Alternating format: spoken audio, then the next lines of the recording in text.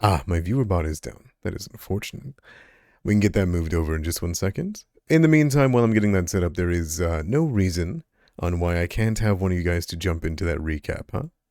That way we can get going right into the horrific situation you now find yourselves in. Would you guys like to get a recap dice? Oh, excellent. Hand it over. We've got some beautiful Northridge propaganda heading right at you all today with a natural 20 Oh, from wait, no, Ross. hang on. Oh, it's close That's tough. too. That's That's tough. very Yeah, that's tough. a solid effort right there. That is. All right, go right ahead. Take it away. Oh, ah, No, no, valiant. was there. He was there. Go for it. All right. Last week we left off, or we started last week with fighting a bird and a large vulture, and we were trying to get the heart back. And through the course of, finally getting the heart and the bird uh, mostly being dealt with, when I picked up the heart that was still, it almost felt like it was still beating. We heard a rumble in the forest. It sounded like a very large entity was coming. The vulture was struck down by CN, and we took off in a run back towards the sacrifice stone to implant the heart. Along the way, we were slashed at and grabbed at by the, seems like maybe the trees themselves, and fear seeping into us as we can hear the giant, the unknown, unseen giant coming towards us. Scrambling the last few feet, I handed the heart off to Fang, and Fang inserted it back into the priestess who died who died fighting off Katapti, fighting off a long time ago, but it seems like it may have been very recently also.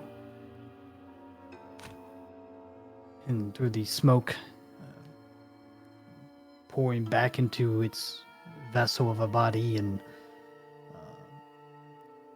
what I thought maybe almost looked like vines for a split second before we were back on the path, just a few steps from the entrance where we did the ritual. There was various amounts of opinions on exactly what happened to us, whether or not it was a vision or we were being tricked somehow or another, or Fang thought we time traveled or something like that, which I reject in pretty much its entirety. I mean, who would have done it? Such powerful magic. It seems improbable. While we were getting our bearings, we were approached by a kappa. This kappa also looked to be What is that like? yeah, distressed and maybe not all there, confused. But he wasn't from Gold Lake. He's from a different lake, one beyond the veil of mist that we've never been able to approach in the many years since the monastery was shut down.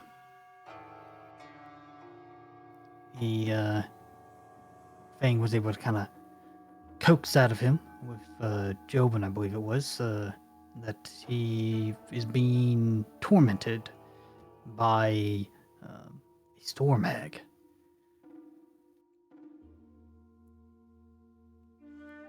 That she, I don't know, I guess, thinks it's entertaining to mess with him.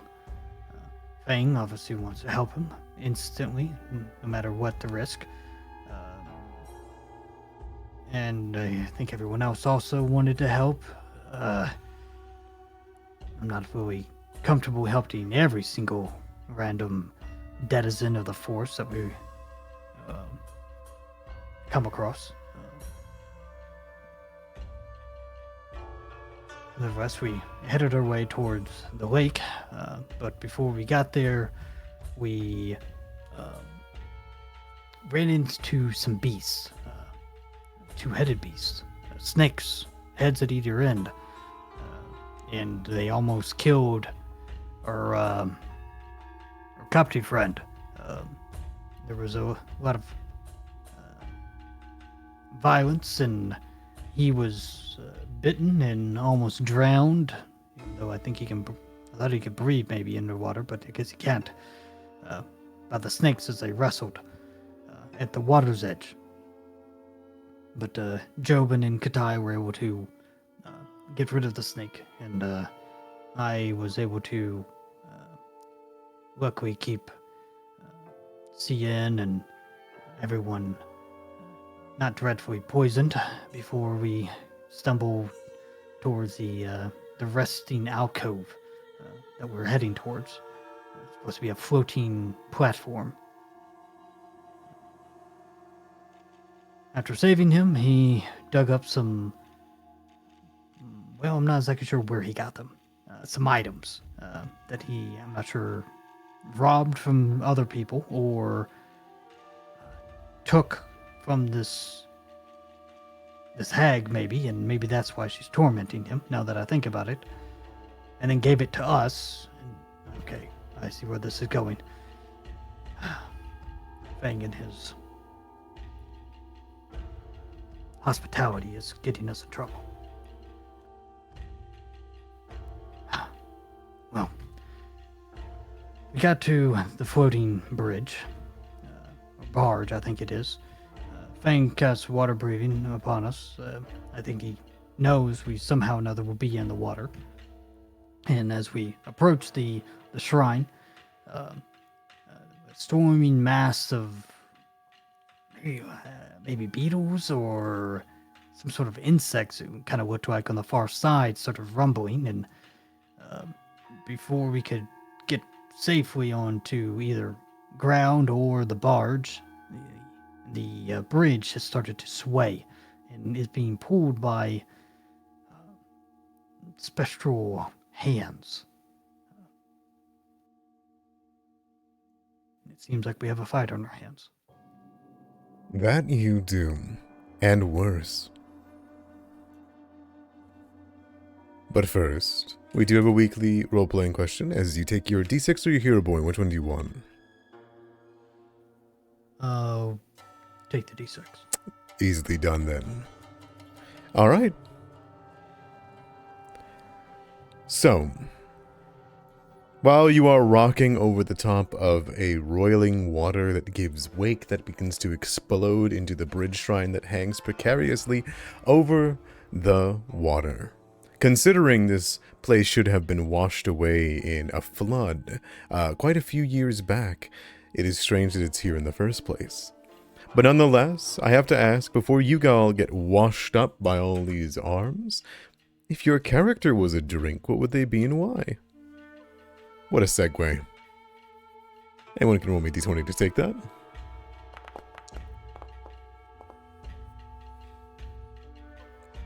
I mean, that was a good roll before it rolled over. Yeah, it was. Alright, Fang, what you got? Fang would be a hibiscus tea with way too much sugar in it. Really?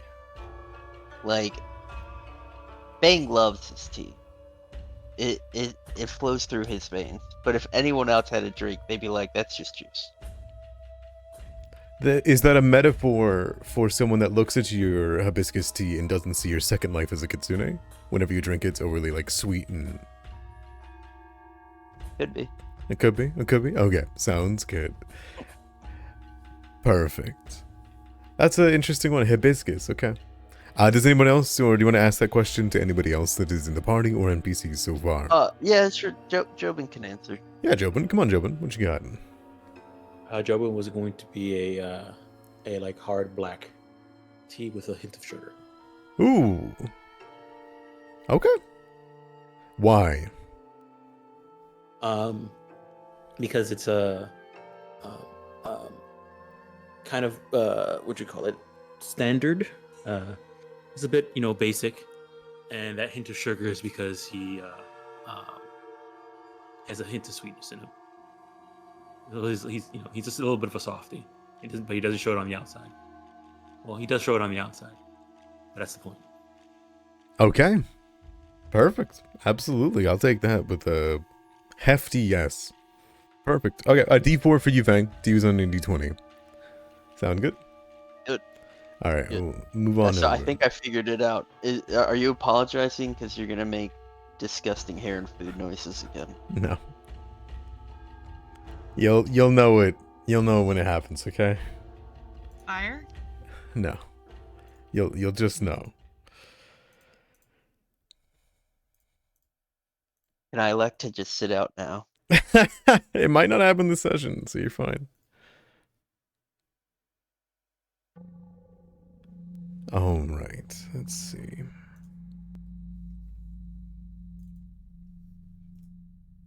This should have already water effects for you guys.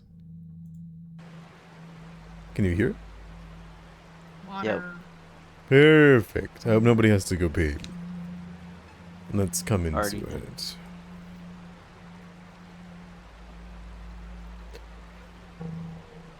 Now the path that leads up to the river's edge, where this 20-foot wide rope bridge hangs about a half dozen feet over the slowly flowing river surface below.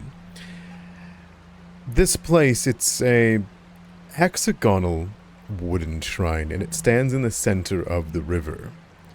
Its roof provides shelter from the elements, while also affording a viewing portal in the center of it, to allow those in the shrine to contemplate the flow of the water below.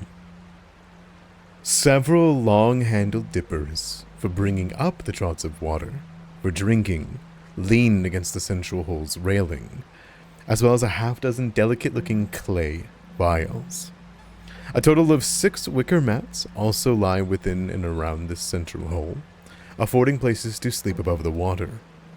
But as Katai, followed by Fang and the rest of the Misbreakers, walked across this large bridge, something in the water below began to roil, as if disturbed. The voices of your friends, of people that you know, began to fill the air. Questions. Lulls. You just couldn't put your finger on exactly who each of them were. But as each of you were tempted for a very slight look at who could be in the water, or perhaps defiantly staring away, it didn't matter. Because they came to you. As they began to pull from the waters, their hands began to shriek and grab, as blood began to fill the ropes on the side, as all of the wood became dry and moist and damp, and as your boots all placed within. You swear the bridge begins to rattle and break, and in the very same moment that this roiling begins to occur, an explosion of water happened in the middle of the shrine, as though the river itself had turned into a whirlpool and exploded up a wake of water as it filled the central bridge shrine. Creatures lie within the hands that came from it. A roiling mass, 2 of them, of horrific leeches, that begun to slowly pull themselves towards you. And with that, we will roll initiative for this combat.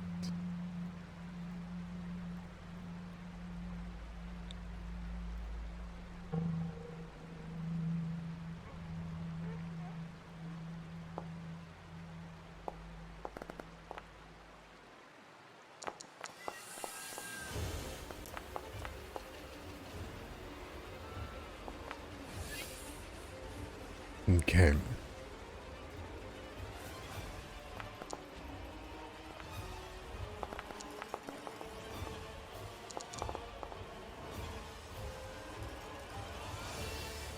What acts first, perhaps predictably, isn't the broods of leeches. It is instead the hands. The arms of the drowned below you begin to pull themselves from the side. Ross, deceptively, you see some of the hands look defiantly toned, just like your mother's. And as your skin grows pale at the sight, you turn around to look away to see yet another one across the way, and then another one. They seem to shift and change, becoming clear. And as they pull themselves up to the side, the first thing they're going to do is flail about and attempt to grab everyone. So, they're going to use first their immediate trigger of you activating them, and that is going to cost each of you a check. That is going to be a reflex save for anyone standing on the bridge. Just all of us. Which is all of you at the beginning of this, yes.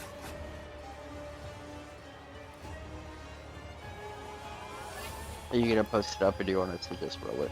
I should be able to post it up. Hang on a minute.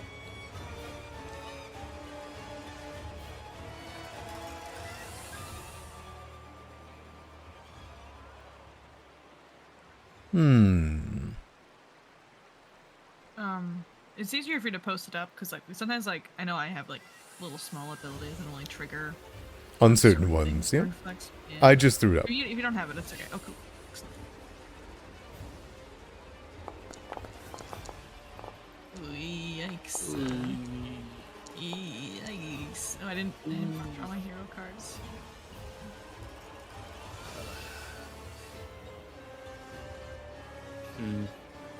It was hidden within the stat block quite a deep. That's all. Question is, Yep, I'm taking it too. Oh man. Oh. When Ross fails, can I add a +1 to my roll? And this is an God 11. dang you. Absolutely, For that, I'm going to you say can. this is a critical moment and re-roll it. Okay. Son of a bitch. I was going to say, Katai, that this actually makes a monumental amount of sense if that's the case, because this is the arms of your mother pulling Oh, up that's to grab, awful. I hate that. which makes sense for you to look down at Ross. But go ahead and give me the roll. God damn it. You get to reroll it twice and take the better effect. Yeah, I did. No, Okay. like, so after you roll the check, you get to roll it 2 more times and take the Yes. better of the 2. Oh my goodness. So you have a chance to get a crit. Unlikely since you rolled a 19 and only got a success, but possible. It's possible. I don't know if I want to spend a hero point on this. Okay. What is going to be the highest? I don't know if I want to spend a hero point on this either. It's so early to use it. I think I'm gonna just take it and just see what happens. Okay, sounds good.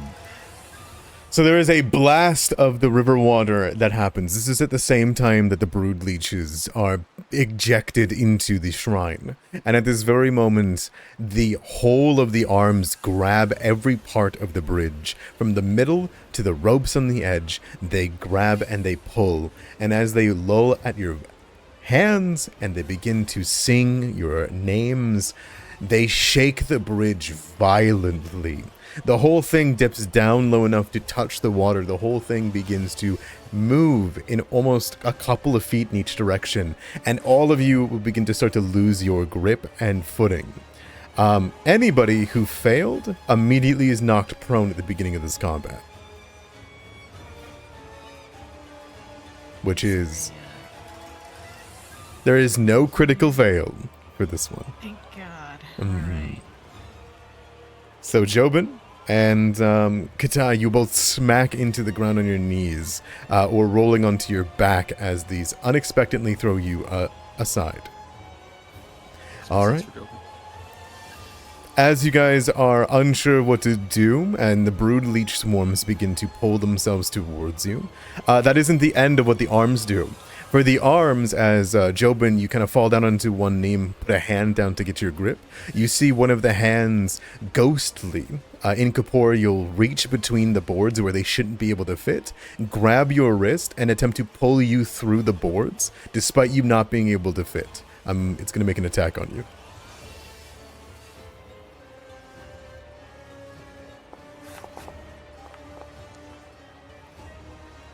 Hits. Okay. You're grabbed, they pull you downwards, you smack your face into the ground, and you are not only prone, you are now restrained on the ground. As more hands reach up and grab you by the mouth and the top of the head, and they are holding you down, and a whole bunch, you guys see Ross, Zian, you see more of them come from behind and grab him by the legs, and fasten him to the bottom of the bridge as it shakes. They're going to make another attack. They're going to throw it at Katai here. Is there any damage to that? No damage, just restraint. Okay, 19, miss. Sounds good. Yes. And the last one is going to go for Ross. That is going to be a critical miss. You're all good. That is the arms of the drowned reaching up to get at you.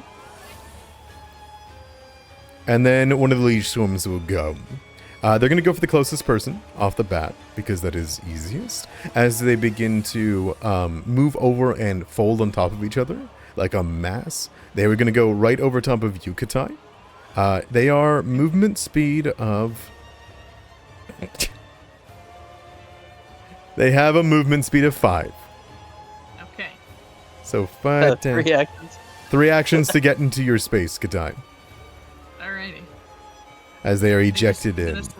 They slowly and menacingly approach. They do get in range, which means that as you're prone here on the ground, they begin to cover you, slide in between your armor plates, and you get the very sixth sense that you cannot use your body or armor to defend against these things. They will begin to drain you. You have no defenses against them, armor-wise. That's horrifying. Katai, Okay, yeah. as they begin to suckle onto you and bite, what do you do? Flail. Go left. Oh shit. Okay. Go left. Do I have to tumble through a swarm? You're gonna have to stand up. Oh, that's true. I stand up. Okay. One pack then. They do not have a ability to immediately attack you for it, so you're good. And can I move through the swarm? I believe that you can move through swarms. Because I'm not sure. Okay. Just pull the swarm rules out. You absolutely can move through swarms. Okay. Fang, where do you want me? Not right. I will note, Like, Katai, Over here. yep, Uh-huh. you notice that the arms of the drowned, while they are reaching into the center of the bridge, they didn't shake the actual shrine. So you'll be safe from the shrine shake if you get into the shrine. Okay. I am gonna do that. I'm gonna head right over here. Alright, sounds good. You step on a few of them that squelch underneath you, and you carry a couple of them that you have to pat off as you get away. And then I'm gonna go ahead and make a strike. Okay.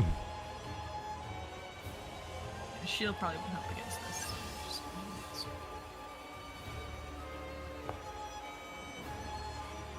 I will Oh. miss. all right, that's my turn. Sounds good. Getting up, moving past, you turn around and swing. You hit right into the shrine. Zian. I'll delay till after Fang. Fang. Fang's gonna whisper something to Beetle, and Beetle's gonna kind of duck his head. Fang's gonna reach down and put 2 hands on the bridge, and he's gonna start singing to it in Wild Song. And he's Absolutely. gonna cast wall of thorns. Okay. Because these thorns grow up from the bridge. I guess it's not giving me a template to place. Let's read it real quick. So it's 60 feet long, 10 feet high, 5 foot thick. It needs to grow from Alright, the probably. ground. So I assume it's the bottom of the river. Like that's not too deep at all. You can see it right here. Oh, where does it say it needs to grow from the ground? Over the course of a Well, Well, I minute. guess thorn- technically the bridge is the ground. Yeah, it does take a minute to cast this though. No, it lasts a minute. It Oh, takes really? 3 actions to cast it. Oh, okay. I thought it said here, over the course of 1 minute, you cause a thick wall of thorns to grow from the ground. But yeah, no, go for it. Grow. Make my template grow. Rectangle. How do I do this? I have a strategy. Mm-hmm. Nope, that didn't work. Are you putting I it haven't, in the- So it says that it can't go through creatures when you place it. Yeah, it's not gonna go through creatures. Distance? Oh, 25. I want it to be... Wait, 25 feet. That should be huge. It has to be a straight line that's 60 feet long. Yep. Up to It's 60 feet. basically gonna go... I'm going to the marker tool. Go for it.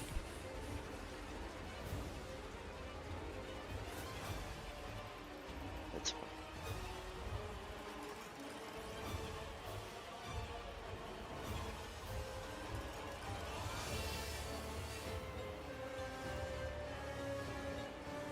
There it is. So my goal, I'm just cutting off that one.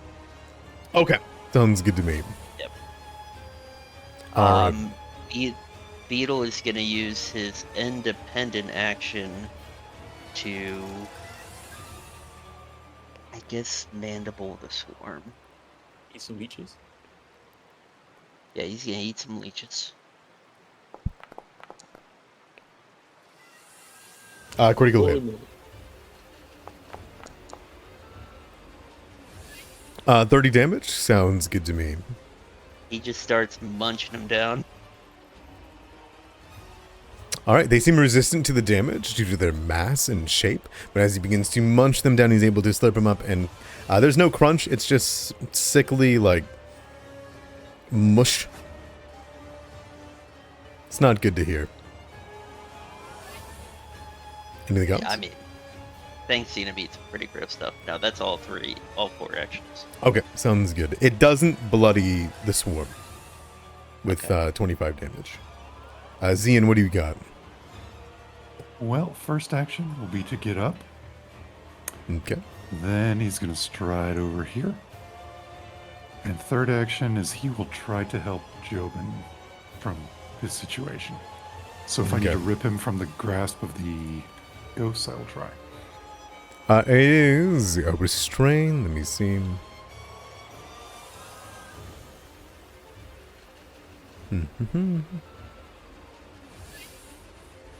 It simply seems to restrain. It would be basically you trying to undo a grapple as normal. I would say if there isn't any particular rules that you know of or any abilities that you have to do that, then you may make me a opposed check against their fortitude DC to break it. I think it would be a force open, right? That's what I was thinking. Go for it.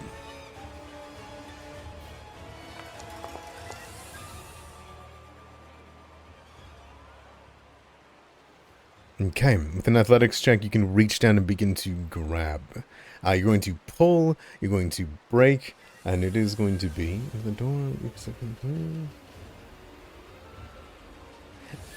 I would say that that is enough on a success. You break it and begin to pull the hands off.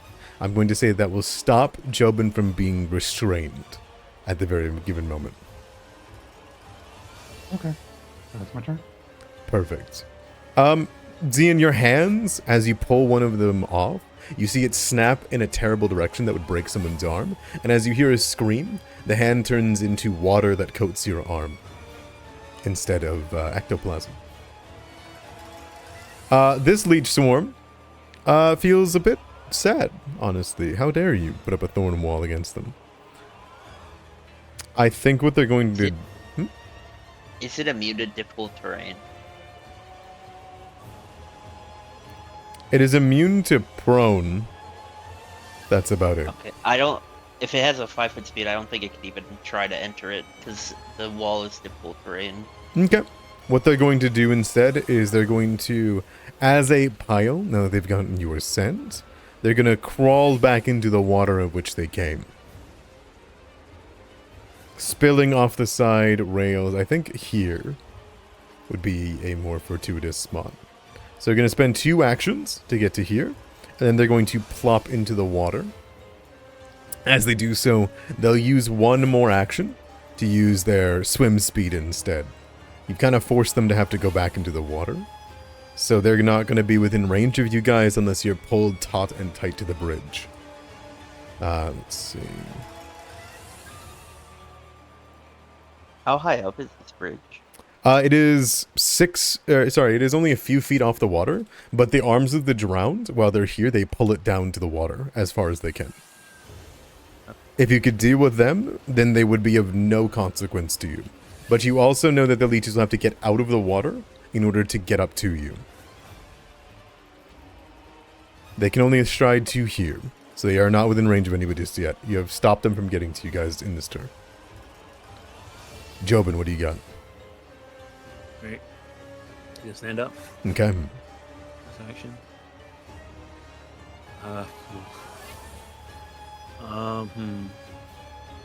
Probably should get off of this bridge. Stand up. Second action. He's gonna stride.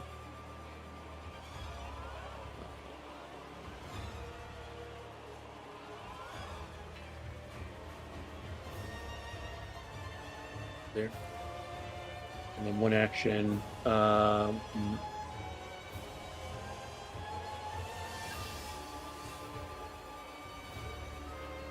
He will.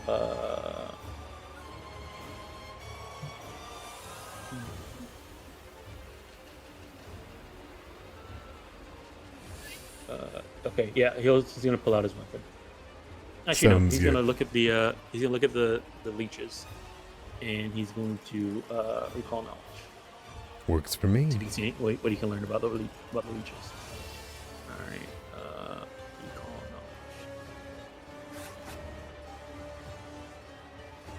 knowledge. Okay, what are you looking for? Okay. I guess weakest save. Their weakest save, because they are so few, or sorry, there are so many at any given time. Individually, they don't have a great fortitude. So altogether, they don't make up a great pile of fortitude. Especially whenever they haven't drained. Okay. All right, that's my turn. Ross.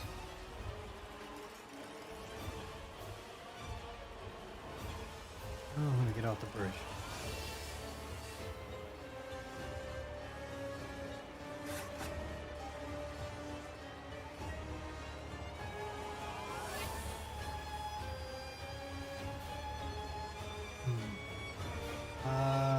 I'll look back and like, Ian, hurry up!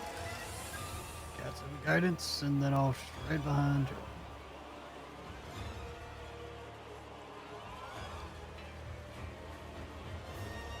Is that guidance for me? Yes, it is.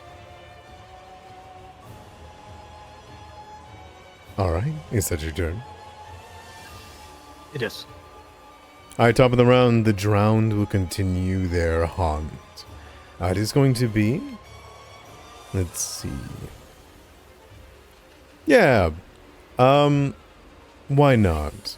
Ross, as you kind of move your back towards the back of the shrine here, turn around, you begin to hear splashing behind you, and you feel a loving grip on your shoulder, and then another one around your neck. And the arms are going to reach up from here and grab you from the back.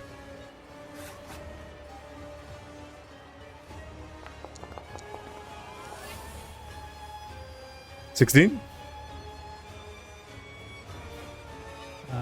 16 will miss me.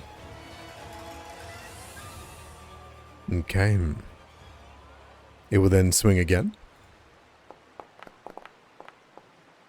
It will then swing again, as so many arms begin to reach over to try to grab you and pull you into the water. That is going to be a failure on all fronts, and you are safe from them for now. The Brood Swarm. The Brood Swarm was hit by Beetle, so they are going to go for that mass. You're going to move to here with one stride, and they're going to begin eating. Now, technically, you're in the space too, right, Faye? Yep. Okay. They're going to use blood-draining bites twice. Both you and Beetle are going to get hit automatically for full damage. Oh. Alright, that's going to be... Oh, it didn't roll. That was weird.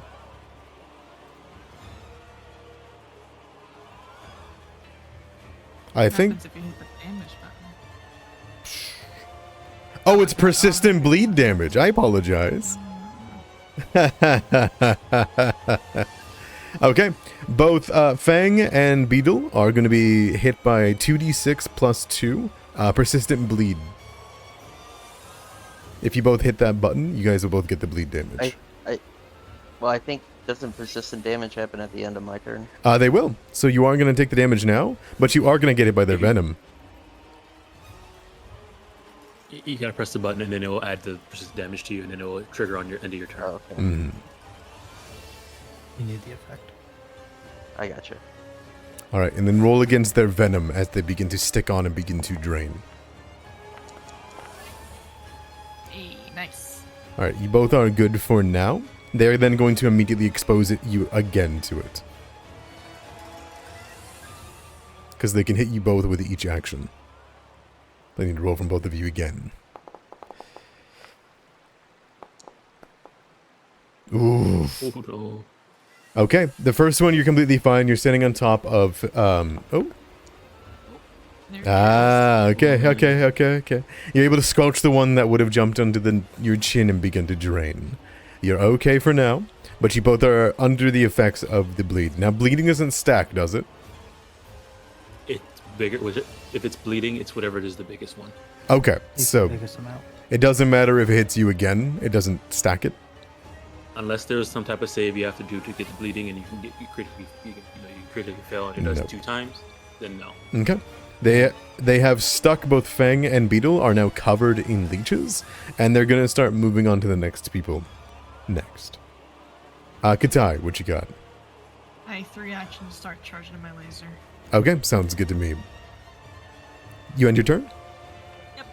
Alright, Arms of the Drowned are going to use their reaction because you ended your turn within the bridge shrine to rising waters. So this whole thing begins to shake and shoot around. This whole place begins to shudder. I need again, all around, another group of reflex saves.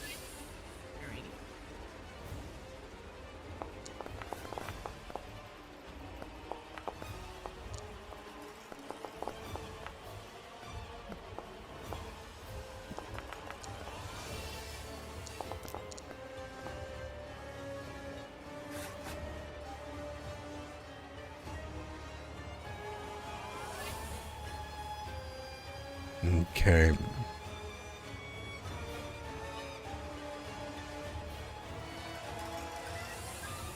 Katai, while you are charging up, you slap onto the ground. Unfortunately, they rocket enough that you will... Actually, you're in the shrine, right? Yeah. If you're in the shrine, you're good. I apologize. Oh, okay. Sorry, I thought you said the shrine. My bad. For everyone, they can use the reaction even if you end your turn in the shrine. The problem is if you're standing on the bridge, they will rock the bridge. Gotcha. To clarify, it is safer to be in the shrine. So, Okay. just in the future, if anybody deals with that, you're fine. Okay. It's just seeing. Just Zian and Fang and Beetle of Fate. But it looks like everyone succeeded that needed to succeed. Alright, Fang, what do you got? Alright. First we're gonna activate Beetle. Mm-hmm. Beetle's going to stride to here. Sounds good.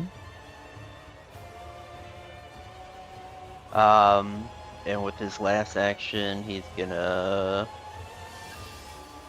eat more leeches. 27 will hit. Fang, I don't mean to be a Debbie Downer, but I don't think you should end your turn. I would advise at least moving a little. I used both his actions. Oh no. Okay.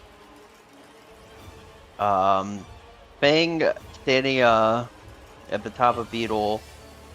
He's going to aim through this swarm down into this one and cast lightning bolt. Okay, sounds good to me.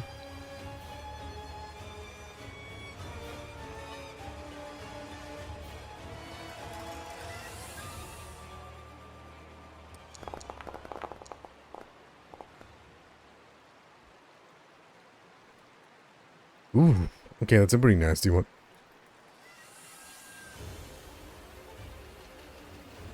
Let's see. That's on both of them, or are you going to try to angle it Yep. only to hit the one? Yeah, I'm trying to angle it to hit both. Hit the one in the water, like go through this one. I'm on top of Beetle, so I'm elevated. I'm going to give these guys a circumstance bonus only because you have to shoot it through the bridge to hit them. Just like plus Yeah, 2. I think that's fair. Okay.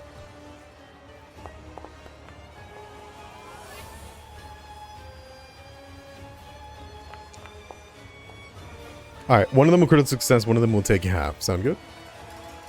Yep. Okay. This one here is going to take a full 16 damage from it. Okay, they are shocked, and they are just a small pile of leeches left, trying to crawl over each other to get towards the closest source of blood.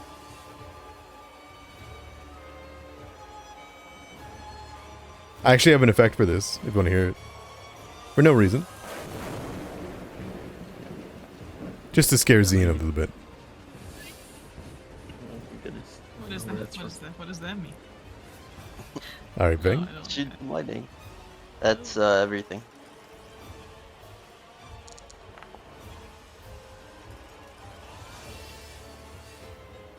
Okay, you take 10 damage. And you're gonna need to roll for Beetle of Fate, because Beetle of Fate... I'll roll for Beetle of Fate, because Beetle of Fate doesn't end its turn, so the thing probably doesn't work right. Yeah. Only 6 damage to Beetle of Fate. And here's his recovery check.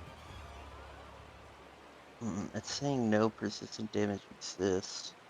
It looks like you recovered, so Beetle recovered. For some You reason. know, I guess just roll a d20. Yeah, just roll the flat check. That's funny, I guess. DC is 15, and you're both fine. Good. Hell yeah, you're able to knock the leeches off with a single bolt of lightning. Alright, Zian, what do you got? Since Fang's shooting lightning bolts over there, he moves the opposite direction. So that's going to be my first action. Second action will be make this one his prey. Okay. And then third action, these things aren't attacking. I don't know if swarms can be demoralized, can they? No, that swarm. Well, Are they maybe not. immune- Are they immune It to depends emotion? on. It depends, It depends on on the mental. swarm. Yeah, mental stuff. I think they have like something called swarm mind. If they have that, it doesn't work. I mean, it depends on the swarm. I think Yeah. All right, I'll try to they demoralize aren't it. by default immune. We'll find out then. Go ahead and roll me demoralize.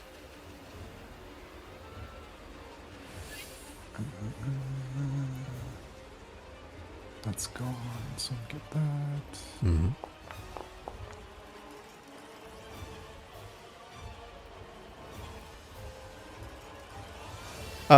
You don't speak the language with it. That's okay. That's my turn. Sounds good. Alright. The brood leech swarm underneath is going to swim to here. You would see them begin to pile up, jumping out of the water to get at your feet, Zian. As they sit underwater, I think they're going to come to here. And then use a stride to get up halfway onto the bridge, kind of piling up on top of each other, strangely in a almost frightening manner, some would say. Are they Eh. within melee range? They are, yep. Okay, I'll use my reaction on them.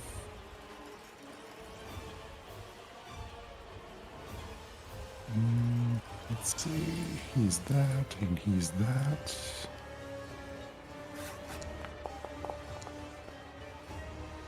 That will hit.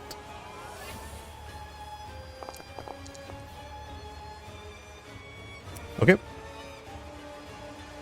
They take 3 damage. As you swing a sword at them, and you slash through the air, you can barely hit any of them with any amount of confidence, as they are a mass.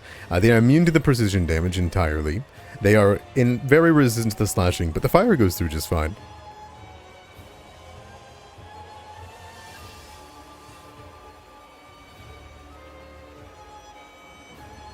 That's all I got. Mm-hmm. Jobin. Alright, Kai's charging up for laser for that one, so he's gonna look at the other one. Just by seeing. So how far away is he? 30 feet. Okay, perfect. He's gonna cast Frostbite.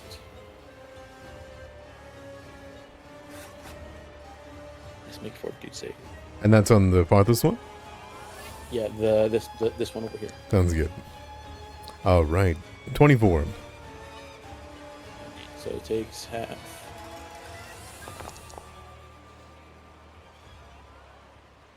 It takes 6 damage. Full damage would go through. Jobin's gonna then kind of looking at all the hands and, the bridge and all the moving and how the shrine is being messed with. He's gonna try and do a recall knowledge on this and see if he can understand what's going on and how I'll get a way to stop the bridge from the shrine from attacking us. Go for it. So here's a Jobin recall knowledge. Okay, you get the feeling that this is some kind of haunt tied in some way, shape, or form to fury. So the spirits of the drowned, there are nightmarish visions of, it seems to be hundreds of ghostly arms. It seems to be maybe everyone that's drowned in the region. It seems to be everyone that drowned maybe whenever this place was swept away. You're not sure on who, why, or if these things are even real, but you can tell that they are spirits. And spirits can be quelled.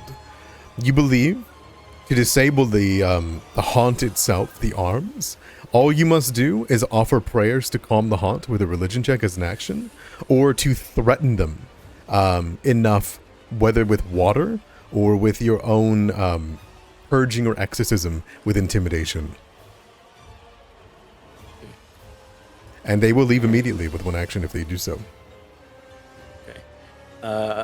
Jobin's gonna yell that out, like, we need to either scare the spirits away with water or send them on with a prayer, looking at both Ross and Katai. And Albie's turn. Okay. Ross. Ugh, I've had enough of these dang rivers. Why do we go this way? And just looking out at the spirits. And you all, you cut it the hell out. And I try to intimidate them. Okay. They stare back at you. You see a wave over the whole river of just people staring at you through the water. Give me intimidation check. You gonna keep that? Yeah, I'll keep it. That's a failure. You see the faces twist. They begin to churn. You see hands begin to pull up beside you as they speak to you. Who are you? It's drowned. Join us. Oh, that's a little unnerving. I'm gonna back up a bit.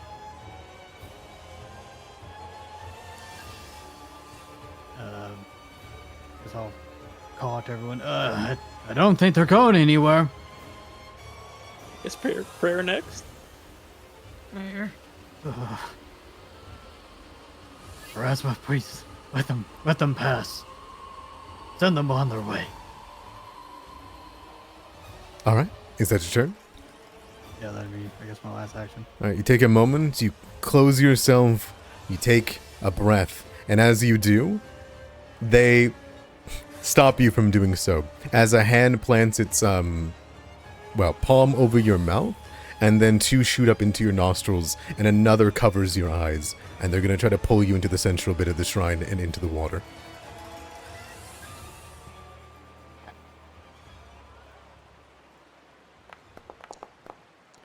That'll be a 24 to hit.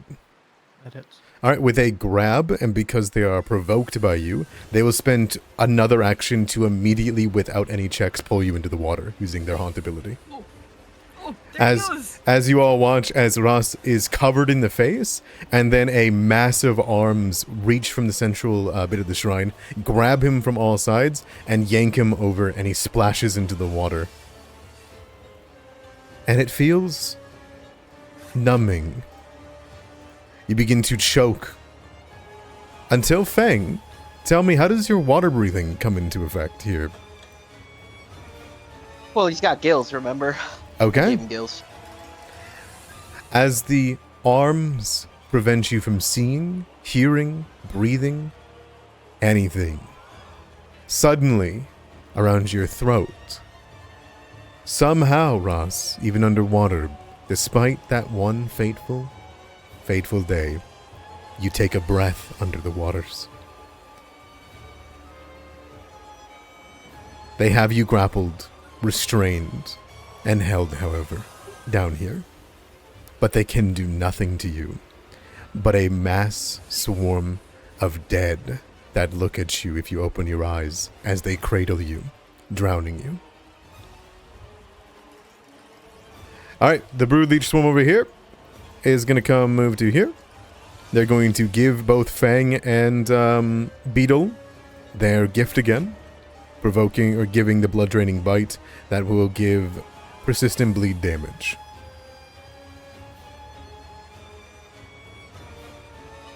It's going to be on Fang, and it's going to be on Beetle. It's then going to crawl to here, and then on to Katai, and that'll be the end of turn. Where to take? It is going to be the Venom now.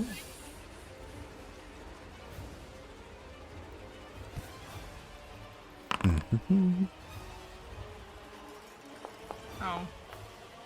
I rolled it. Privately. Secret. Yep, I definitely did do that. Well, I also noticed as Jobin, I had Jobin's token selected, and I can see his sheet for some reason. Because you were playing last time. Was that? That's crazy.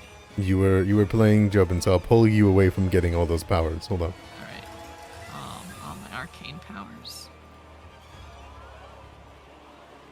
I mean, you just put a katana in his hand and swing it anyways. Oh, I did actually roll it as Jobin. I have a higher fortitude to save Jobin though, so we can just take that. That's fine. Okay, sounds good.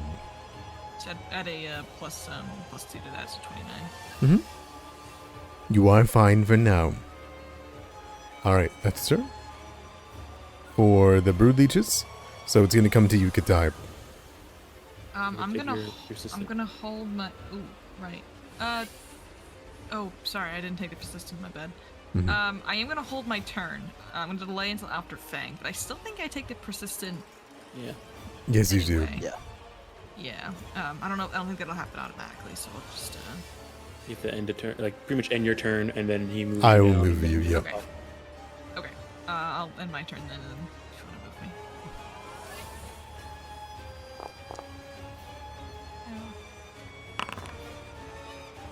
You're rolling private still. Oh my gosh, I'm so sorry. That's okay. I was forgive you. testing something out. There you go. You are fine. You are safe from the bleed. You're able to rip them off or just flex your muscles and throw them off of you. Fang, what do you got?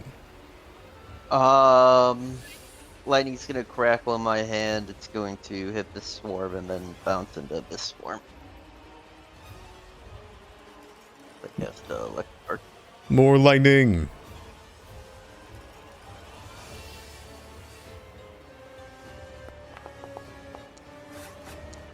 Oh,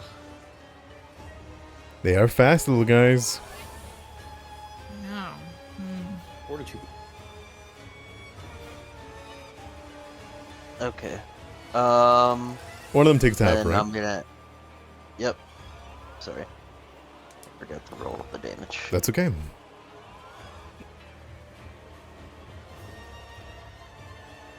One of them takes 5. Okay, I need to look at something real quick. Can You I wanna choose? stride? Yeah. Way to your right. I plan to. I just need to figure out if I can end the wall of thorns, or if it just lasts a minute. I do not think you can like end spells. If you wish, the wall can be a shorter length. Yep. Okay. So my last action, I'm going to activate Beetle. Sounds good. Actually, I want to, for my last action, I heard what Ross said. And it's kind of weird, but he's like, okay. He's gonna like look at the hands, and he's just gonna start fucking growling at him and bare his fangs, and he's gonna try and intimidate the hands. By all means.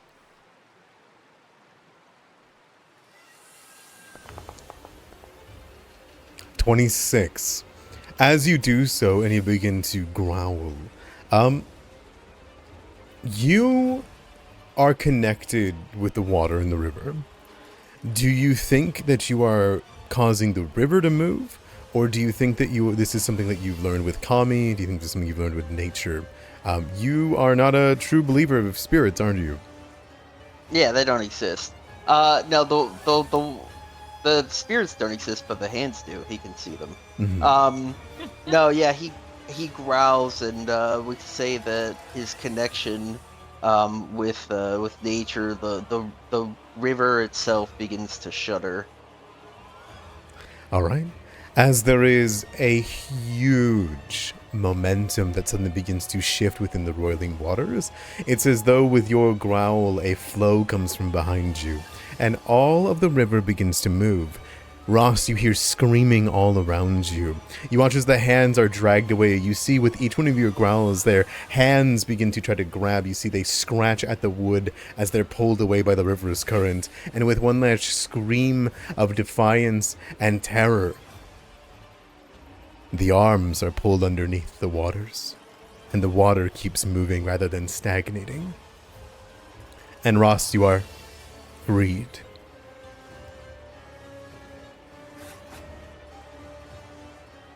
And then with Beetle's independent action, he's gonna step to here because he sees Katai's Kamehamehaing, and he knows what that's like. Yeah. Katai, And that's my turn. as you take your persistent bleed damage, Fang, and also for Beetle, go ahead and roll. Oh, critical fail. Did it auto take the damage? No, you have to click it. Okay. You're gonna have to roll the damage for Beetle, and here's Beetle's flat check. 12 damage on Beetle. Can you roll the damage again? I think I forgot to apply it to Beetle last time. I guess I could roll it, but I don't mind taking fresh damage if you're okay with that. 9 more damage to Beetle. Alright, Katai. You've shrugged the beetles off. They're swarming all around your feet, pulling up to your waist. What do you do? I Kamehameha. Alright. It is a reflex save. So hopefully this is okay. Wait, do you do it from the palm, or are you like Oh, blade? it's from my sword hand. Perfect, okay. So I need A reflex on both of them? yeah, both of leeches. Okay, it's success. Success. Okay, that's alright. We're gonna take out.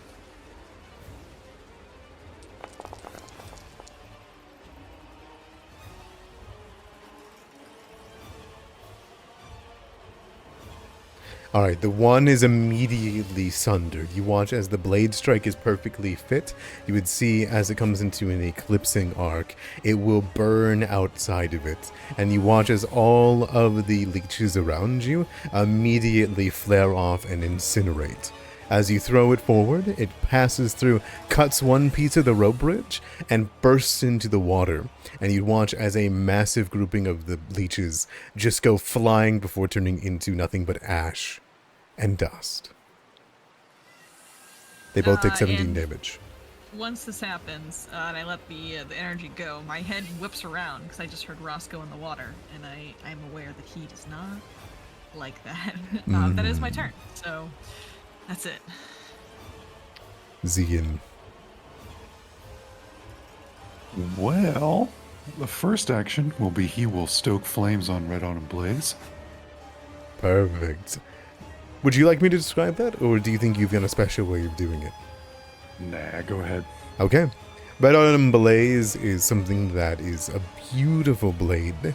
If you want to ignite it, you will need to place it back into its sheath where it smolders. As you put it back within, there is, just for a moment, a time where you need to use your gloves, your gauntlet, or your shield to scratch off of it as you draw. And as it scrapes off of the metal of your shield, it ignites into a furious flame. Very cool. And he swings at this thing. Alright, go for it. Hit him! Hit him!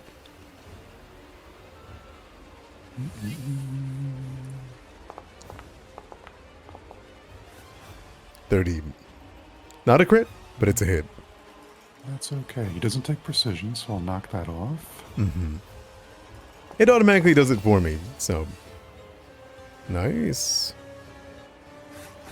20 damage. Brutal attack that comes through. And his last action will be, I'm gonna move.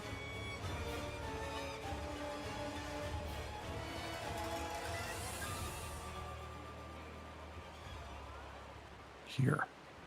That's my Okay. turn. The leech swarm repels back into the water, furious and barely any loud. And without the spirits that guide them, it will leave.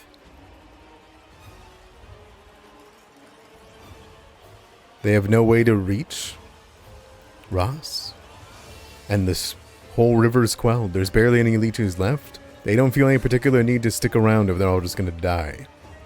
So we'll end combat there.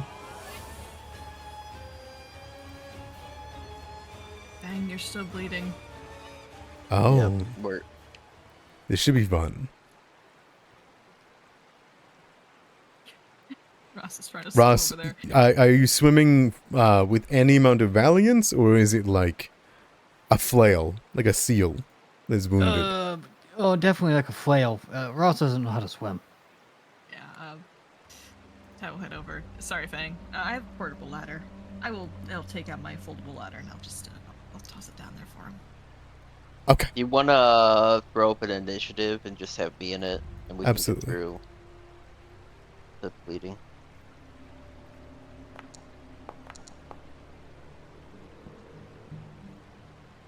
All right. Ross, I believe a 13's a success on swimming, right? Well, that's up to you. That's up to me. Then yes, going off of this, it is normal calm water now that the spirits are gone. You kind of swim flagrantly, terribly, but enough flapping of the arms to get you to the breach of the water. You see a ladder that's been put down beside you. Oh, thank goodness. I grab hold of the ladder. Okay, you wipe off your face, and you see at the top of it your sister. She waves. I try not to think about the things she's going to say later. Okay. Katai, you can easily pull Bang I pull up. back up. Alright. Yeah, pull Ross. A 25 is enough to beat the fortitude save of the persistent bleed that they would have. So you are more than welcome to lower it to, let's say, DC 10. Go ahead, Veng. You gotta end the turn. Oh. So the first time that it happens, you're going to take 10 damage as leeches are covering you. And as you pluck them off of you, give me a recovery check. Not enough. Alright. What do you do in the next round as they're covering you?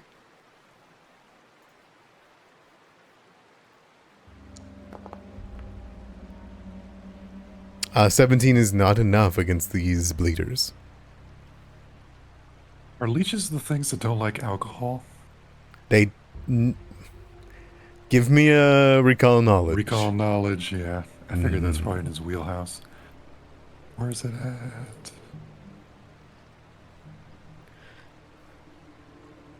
at? You would realize leeches don't like one thing in particular. I'm assuming you're asking me for the weaknesses, right?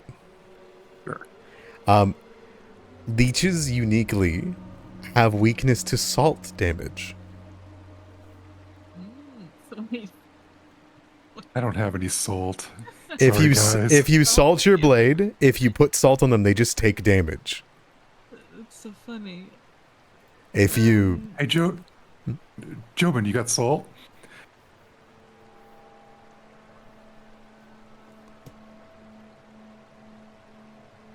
is Jobin there? Jobin. Jobin. Oh wow, I've been muted this entire time. Yes, you have. Wow. Okay. Well, yeah, Jobin doesn't have any salt. He has some rations. I don't know if they're salty. Oh, now you need Well, pure that's salt. for the leeches, though. Unless Alright, anyone has okay. like temp HP or something they want to give out, then I guess we'll just go for the next turn. Okay, sounds good. Can I cast guidance on Fang? No, that won't have a flat check, will it? No. Flat checks, flat checks. The killer of characters, I hear. Did Jobin succeed? Oh no, I didn't. I got a 17. Then it is No. still going. It's DC 15 to get through this bleed. Alright, May Does anybody have I- really good medicine? Yeah, hang on. I'm coming. I'm just getting my brother up because he's stupid. I'll give you a shot. So I'm aiding. Aid, it's the first aid. Stop bleeding. Okay. The second one.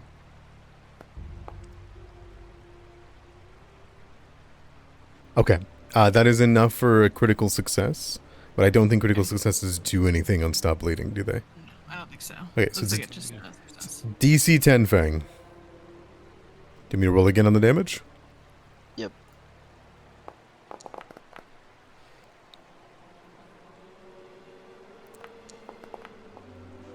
There it is. With a little bit of help from Katai, coming up and bringing up maybe a dagger, and also some bandages and a bit of medicinal herbs to You mean pour her onto them. katana? Yeah, okay. It's not a dagger, it's a katana. You can sever half of their bodies as they are pooling your blood in the back of them, and as the sacks of blood hit the ground, it is just the leech heads that have to be pulled out of your skin. They are no longer draining you, however. And thus, I'll end the combat encounter. Furs up, bloody. Are we planning to spend the night here? Yeah. I mean, that's the point. I mean, maybe there's somewhere better to sleep. I mean, this I mean, it looks like we took care of it. Yeah, this is rocking what we and- need to do. sounds. This is where we stay and we rest here before heading out in the morning. Is anyone here familiar with Sangpachi stories and lore? I don't know. Okay. In that case, you can take a moment and kind of like breathe. Gatai. Ross, you would also have heard these stories of the path, of course, over your time. With the combat done and your wounds taking hold, there's no sign of the decay that was given to the bridge or the shrine. And the realization hits that it is strangely peaceful here. None of the vials of clay were knocked over. The dippers still sit. You know the stories, both of you. You remember your father telling you them. Your mother. Of Master Zihue's original path along this half of the river. Of Mirror Lake to the North Sugi River. And you need to cross this bridge to continue your path. It's required. You would never make it to the monastery without it. Otherwise, you'd have to cross the river. Rather than build something grandiose, the master, she had a simple rope bridge constructed over a point in the river, and then erected this hexagonal wooden pagoda to help anchor the bridge. This is the shrine that you'd heard so much about. It's a place to take shelter mid-crossing, to gaze through the open platform at the river below. You know, the stories that pilgrims are here for self-observation, for reflection. And people came from all around Galerion. Galerion? Galerion. Galerion.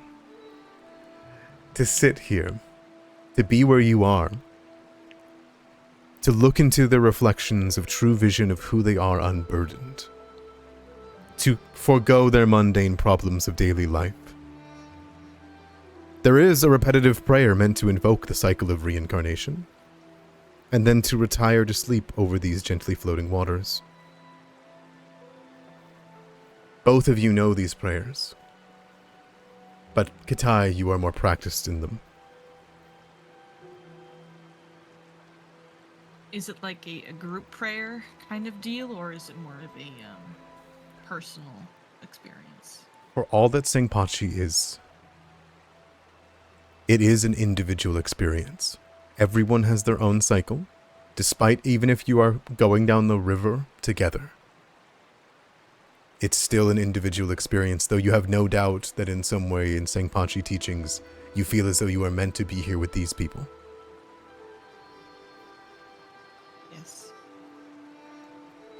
Are there, you said there was clay bowls around, right? There are clay vials, yes, and then the dippers to reach down into the water and drink.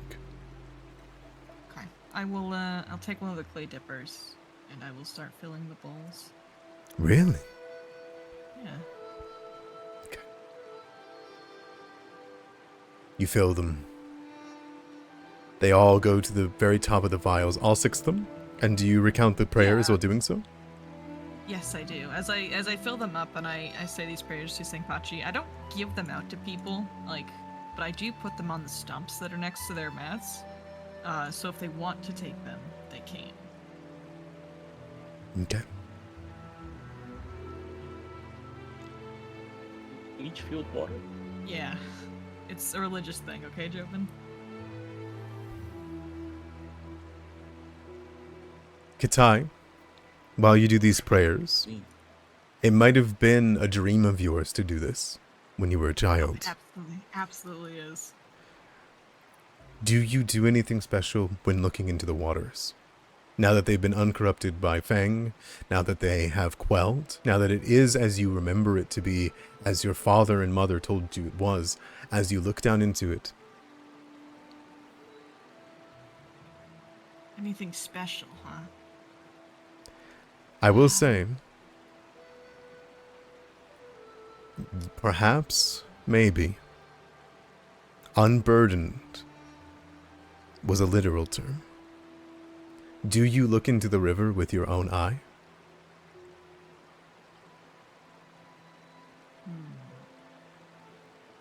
I think this is a very holy experience. So yes, I think she would take off the mask and she would look in the river with her single eye. Okay.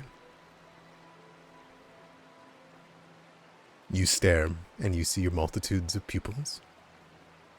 You speak your prayer as you fill the dippers each with water. Through them, you see the reflections of yourself, what you believe in, what you've done, the sword that you've thrown down once before. And it is a time of self-reflection. If you had any questions of yourself, any questions of your journey, or where you're going, this is a wonderful place to ask yourself or who you're with.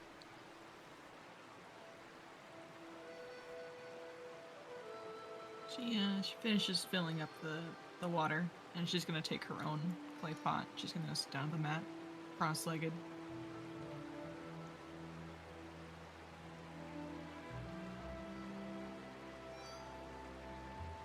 She's gonna look over to Ross.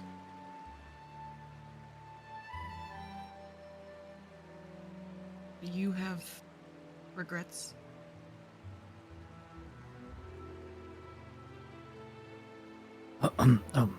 What? Katai, you're saying something? Do you have regrets?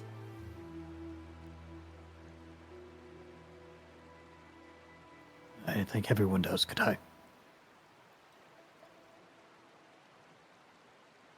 You know what I'm talking about. Do you regret it?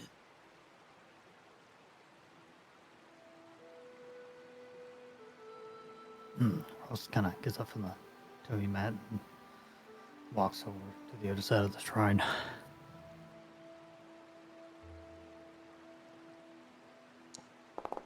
Which turns back towards Katai.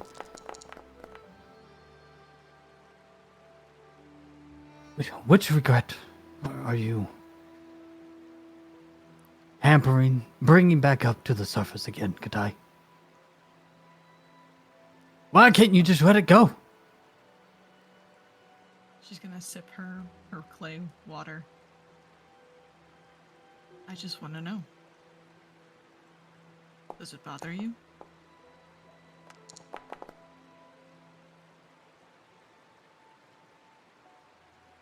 Yes, it bothers me that I wasn't able to save her.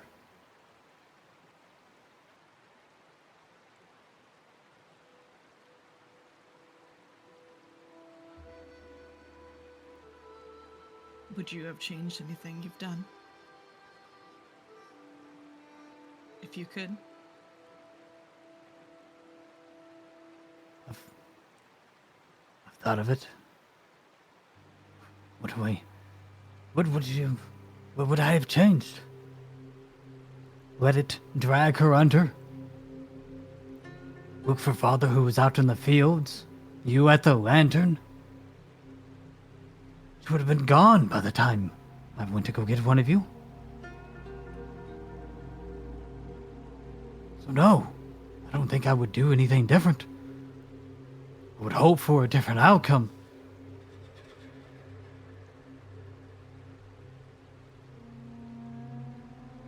But I would still try.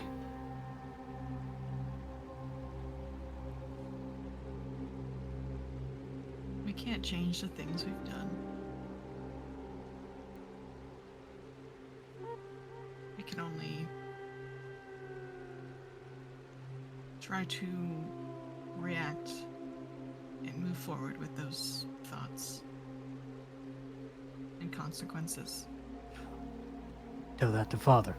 He hasn't moved on since the day it happened. So she sips her water again. I know. But you left. I left. He kicked me out, banished me from the family. Never wanted to see my pale skin again, he said.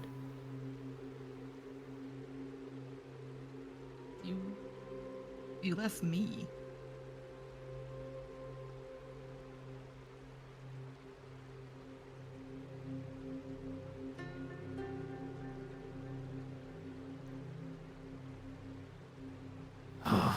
Not out of choice. Households are ran by the fathers. Always have. Always will be.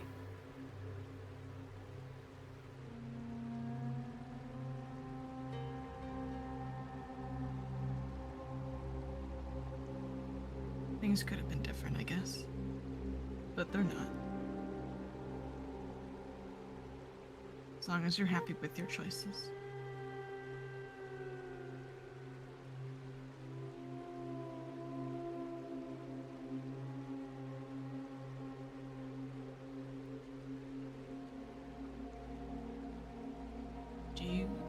Do you want to know why I find you so frustrating and your beliefs so frustrating?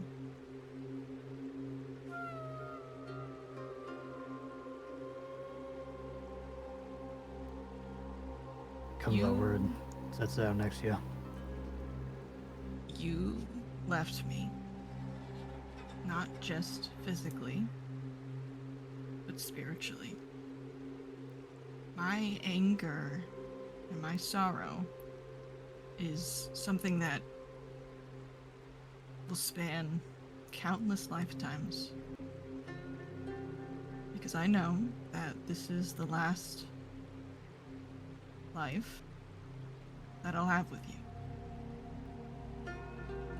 The path you've chosen is away from Senpachi. It is. I just see your way as a torture for the soul. Going through it again and again. I mean, not to remember, but seeing loss over and over again. Yeah. There's a better way. Live one, do the best you can, be judged for it. Then you get to move on. It may be torture, but every time, I'm sure that you were there. And now you won't be anymore. And you've left me alone.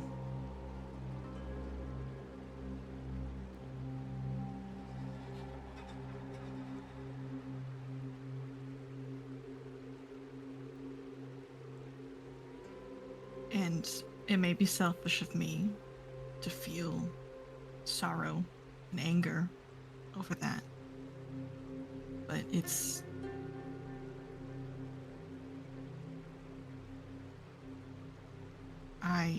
I grieve.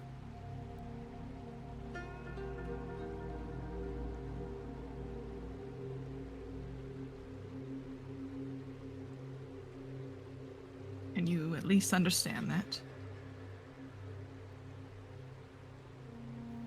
I do. Even if I don't agree.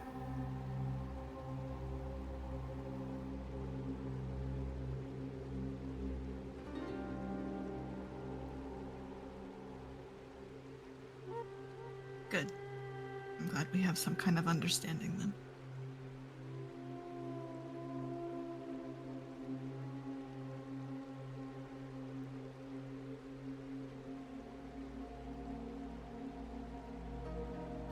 Perhaps the rest of you do not have this personal connection. But I do have to ask, are any of the rest of the three of you, who are well aware of Senpachi's teachings, or at the very least familiar with them, taking any time here while the Springs try and reflect at the bridge shrine?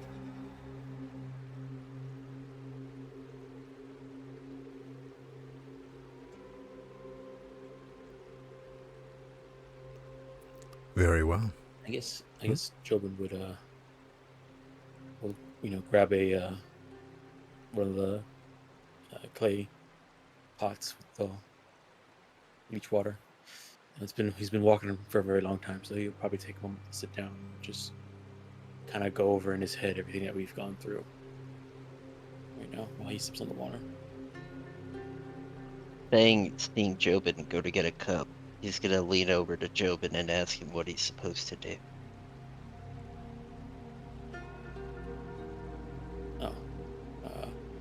I guess I'll kind of explain what the stories I've heard of what you're supposed to do here.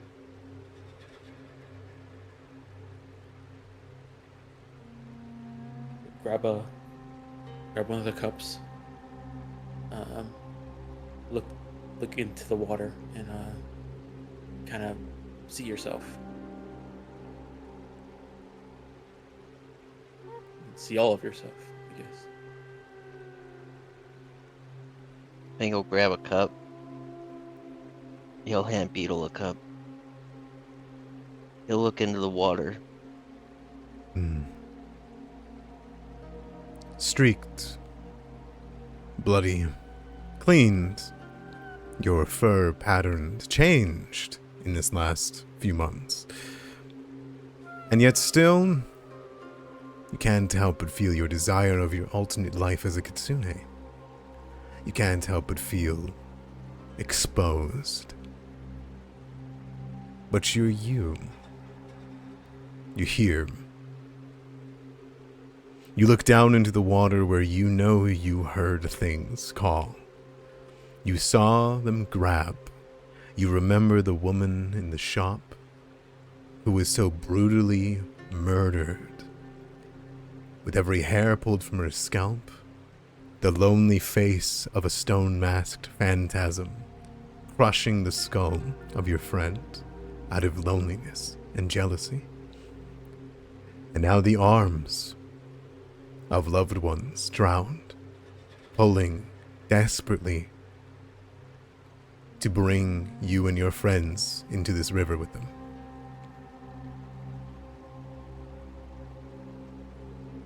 You stare at yourself, and you stare into the long smoke that has clouded your eyes and the denial that you've been in since you walked out.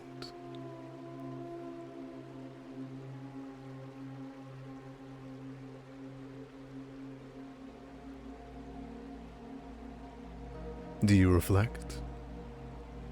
Or do you just recognize? Fink sees it. It hits him, but he doesn't like what he sees. So he pours the water out over the side and puts the cup down. The water washes it. Do you continue to stare?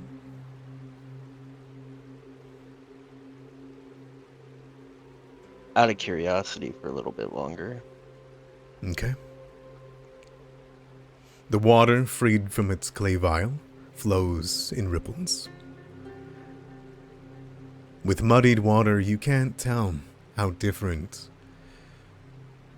even with your clothing, even with your wounds. Your pattern is so very similar to your sister's. Your father's, your mother's. And then you see on the railing, Fang, just in this exact place that you are standing, a small etching in the post. It's just a little scratch, a little claw, a little mark. But it hits you. The same scratch that has been put into tree bark. It's a small scratch from your mother. One that she would do in a place of peace with nature. And you know that you're walking her path too. Not your father's. You are free. You just need to let go.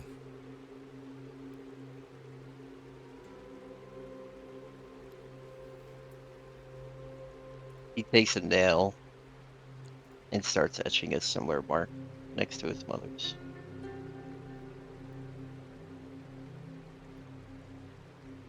Sounds good.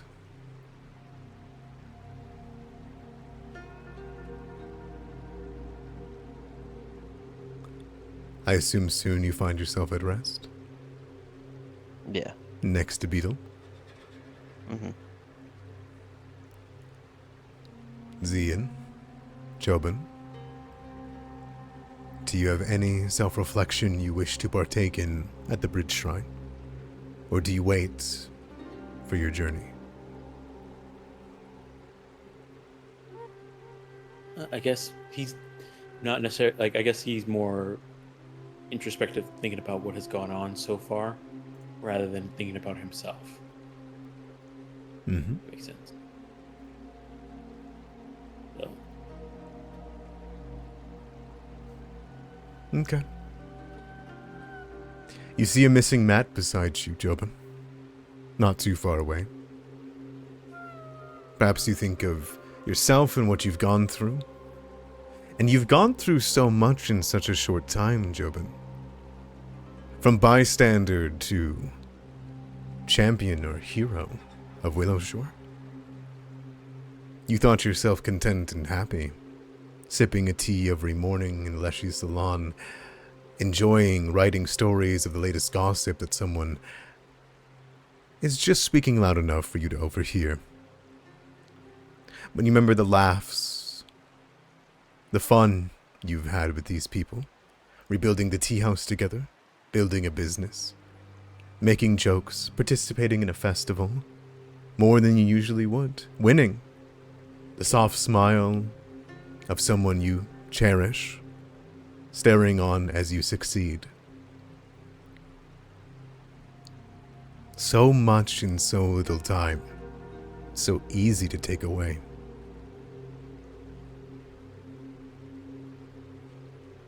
But there's blood in these stained planks. The only way that you brought your life together to succeed was for people to die, for you to pay attention, and to take the reins for yourself.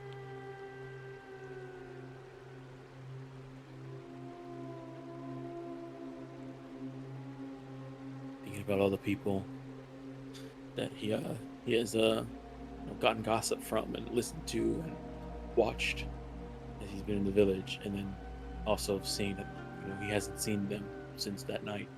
Hmm.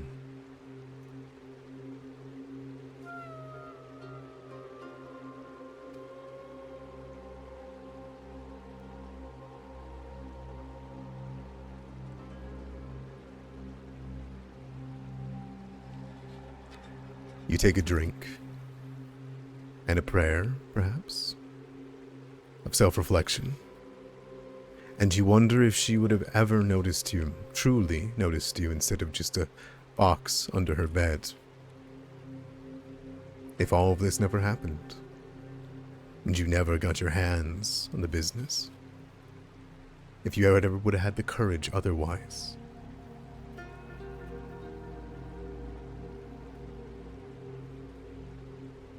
Nonetheless, you rest, I assume. Sleepy time. What about you, Zian? Any retrospection?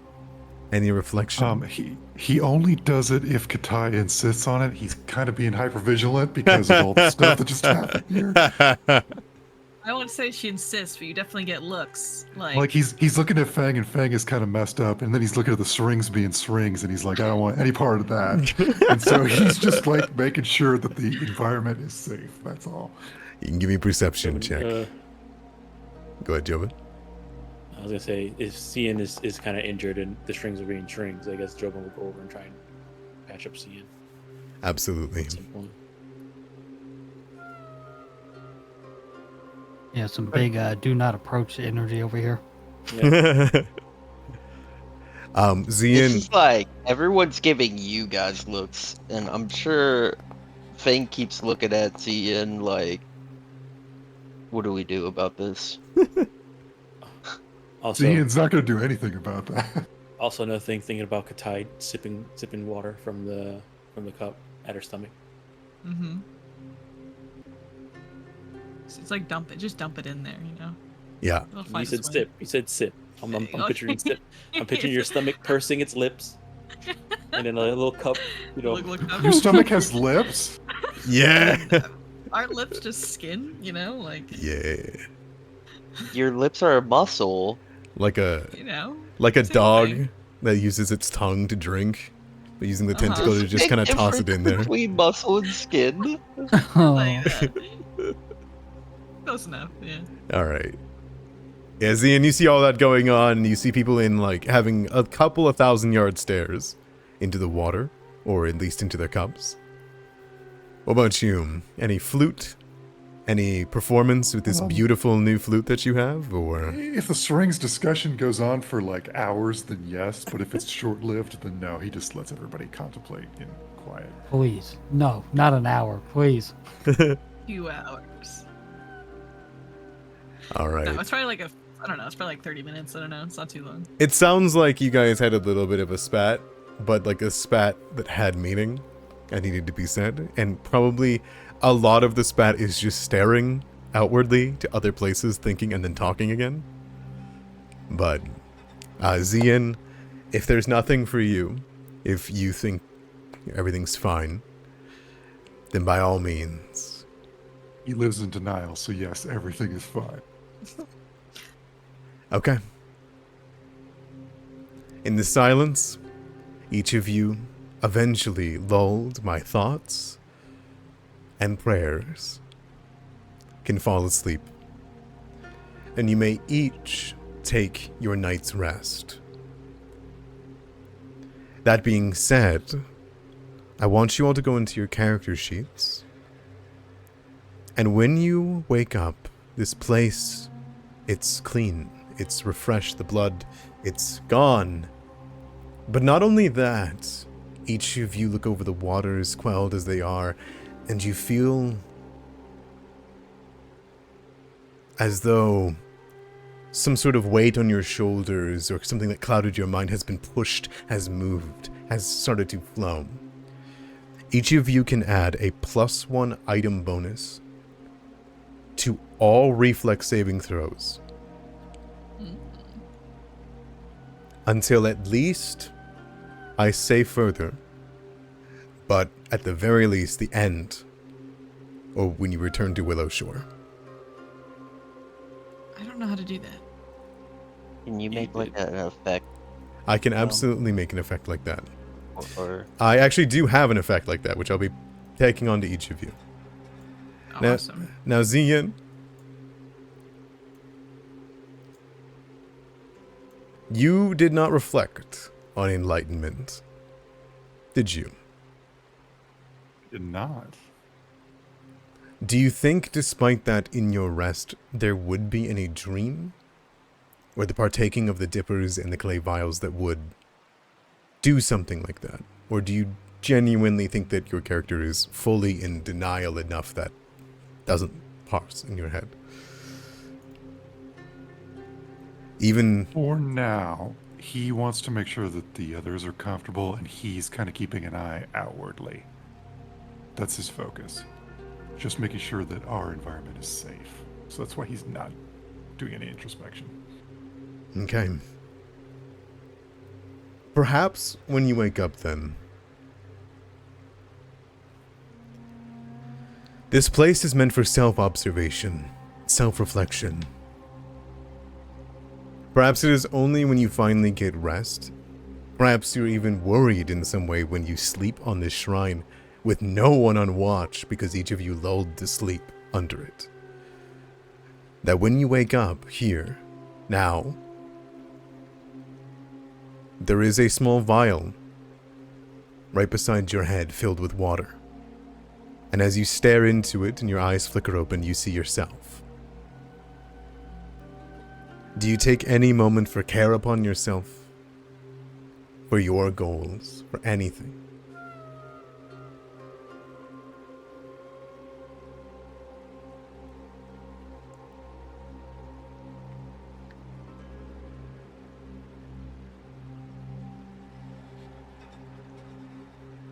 Big think, huh?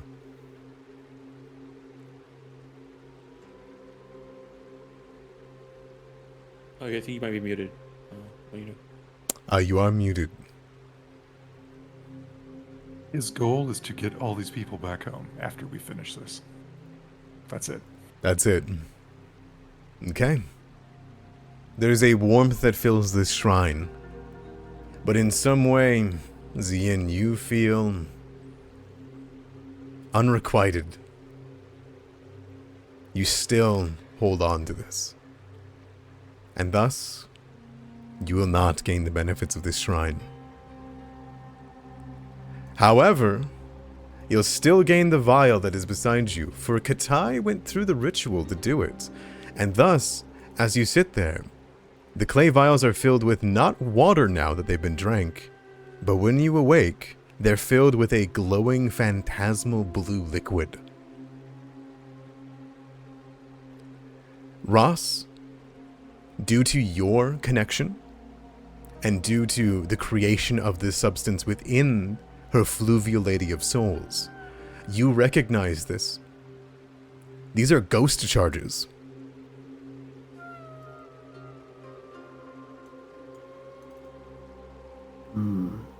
Remind me, the player again, what ghost charges are? They're bombs. Bombs for ghosts. Yeah, I They bought them disintegrate. before we left. They disintegrate ghosts by being touched by this liquid. It is. That'd be handy then. Yeah. Yeah, I guess I'll wake up and hopefully... Worthless unless it also affects elementals. I mean, elementals. all Yes. ghosts are Yeah, yeah. sure. I'll Sure add. thing. I'll add them into the stash, but all 6 of them are filled with it when you wake up.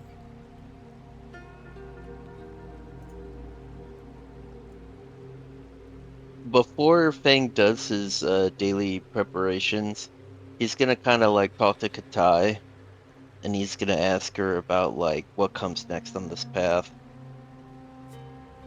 He'll also ask Jobin. He knows eventually we're gonna have to cross a river.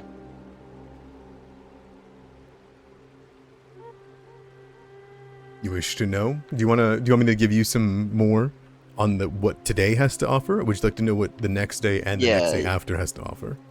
The next path. The next Yeah, shrine. just like the next path. Like, are we going to the next shrine and like spending the night there also? Like, is Okay.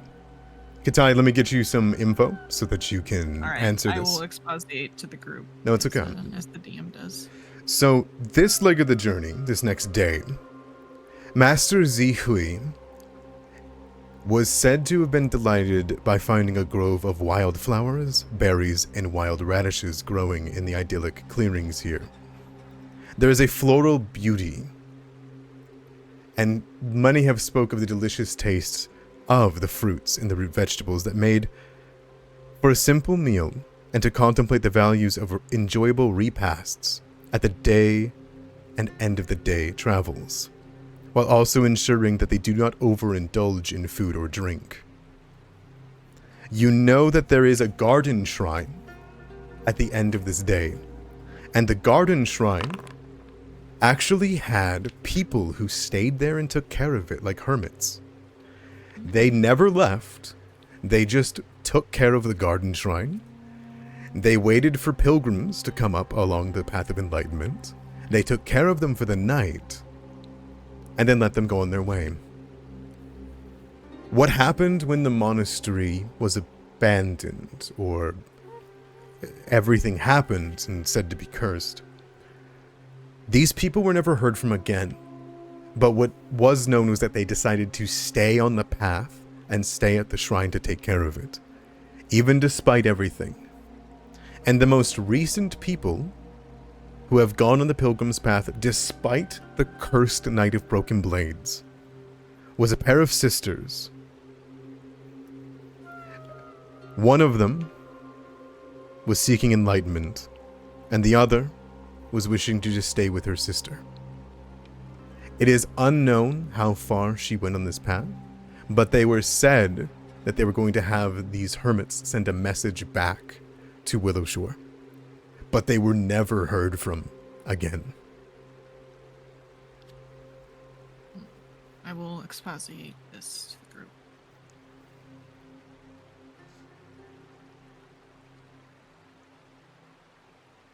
And given everything that's happening, we might run into them, and they may be hostile. I mean, when we heard about the storm hag. Yes. You think that's one of the sisters? Ooh. Maybe? That might be a different thing, though. I don't know if hags can have sisters.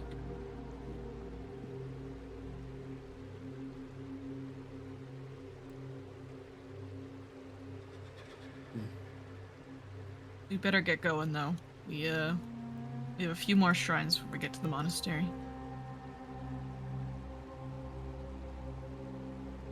Okay.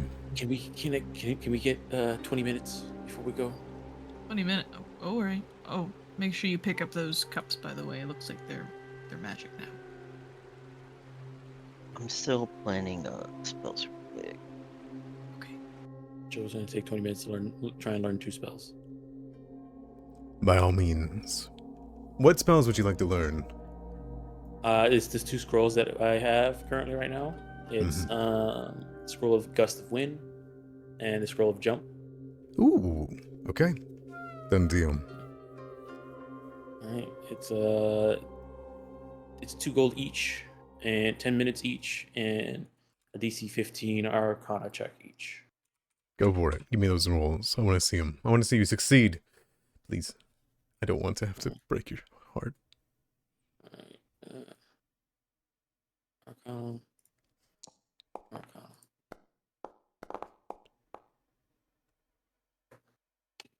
Alright. Spend the 4 gold. Here's the learn a spell thing.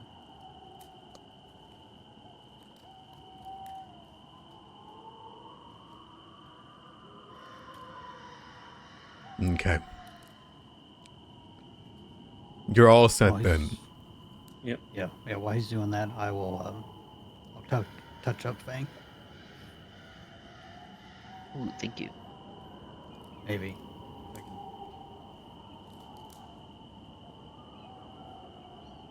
All right. Speaking of that, Fang, you're a storm druid, right? Yes. You can tell the day's weather if you want to try to predict it. I would like to. That nature or survival. I would allow either one. That is mostly because as you look over the side of the shrine today, there is overcast clouds.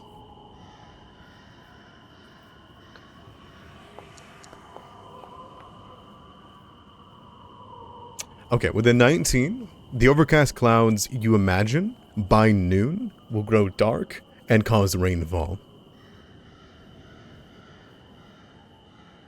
You feel like your party should be equipped with significant precautions to avoid the discomfort of traveling in chill rain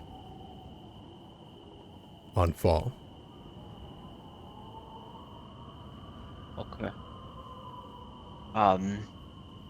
Thing's gonna tell everyone, hope you brought your raincoats, and I guess he's gonna start looking for more spells that help with this. The obvious one would be endure elements, but cold weather clothing is or winter clothing is the only thing that will save you from this. Otherwise, you feel like at the end of the day, your party will have to roll for getting exhausted.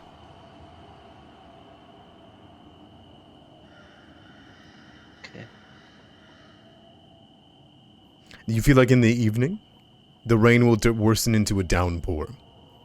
Now what this means is, while the rain happens, of course, that would douse all small flames, impart -1 penalty to perception checks, and it cause the discomfort, is what the rain will do. That won't be till noon, though.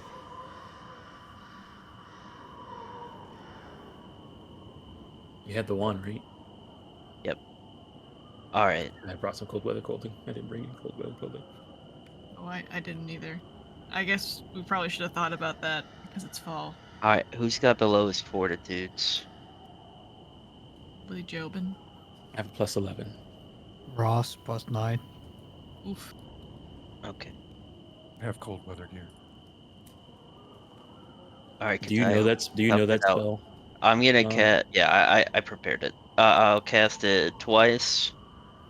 Once on Ross, once on Jobin, and then I will use the wand for myself.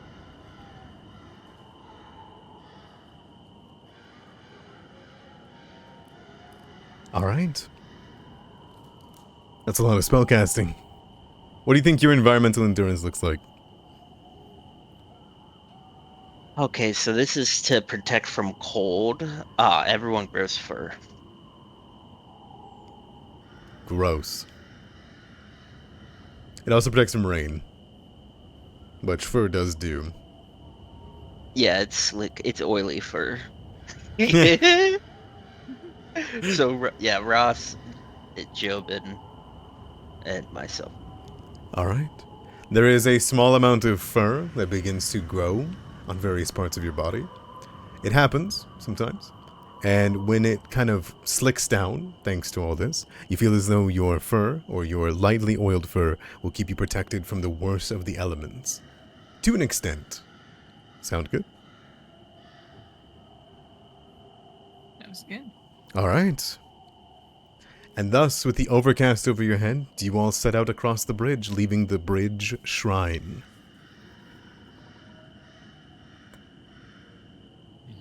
Okay. Head out.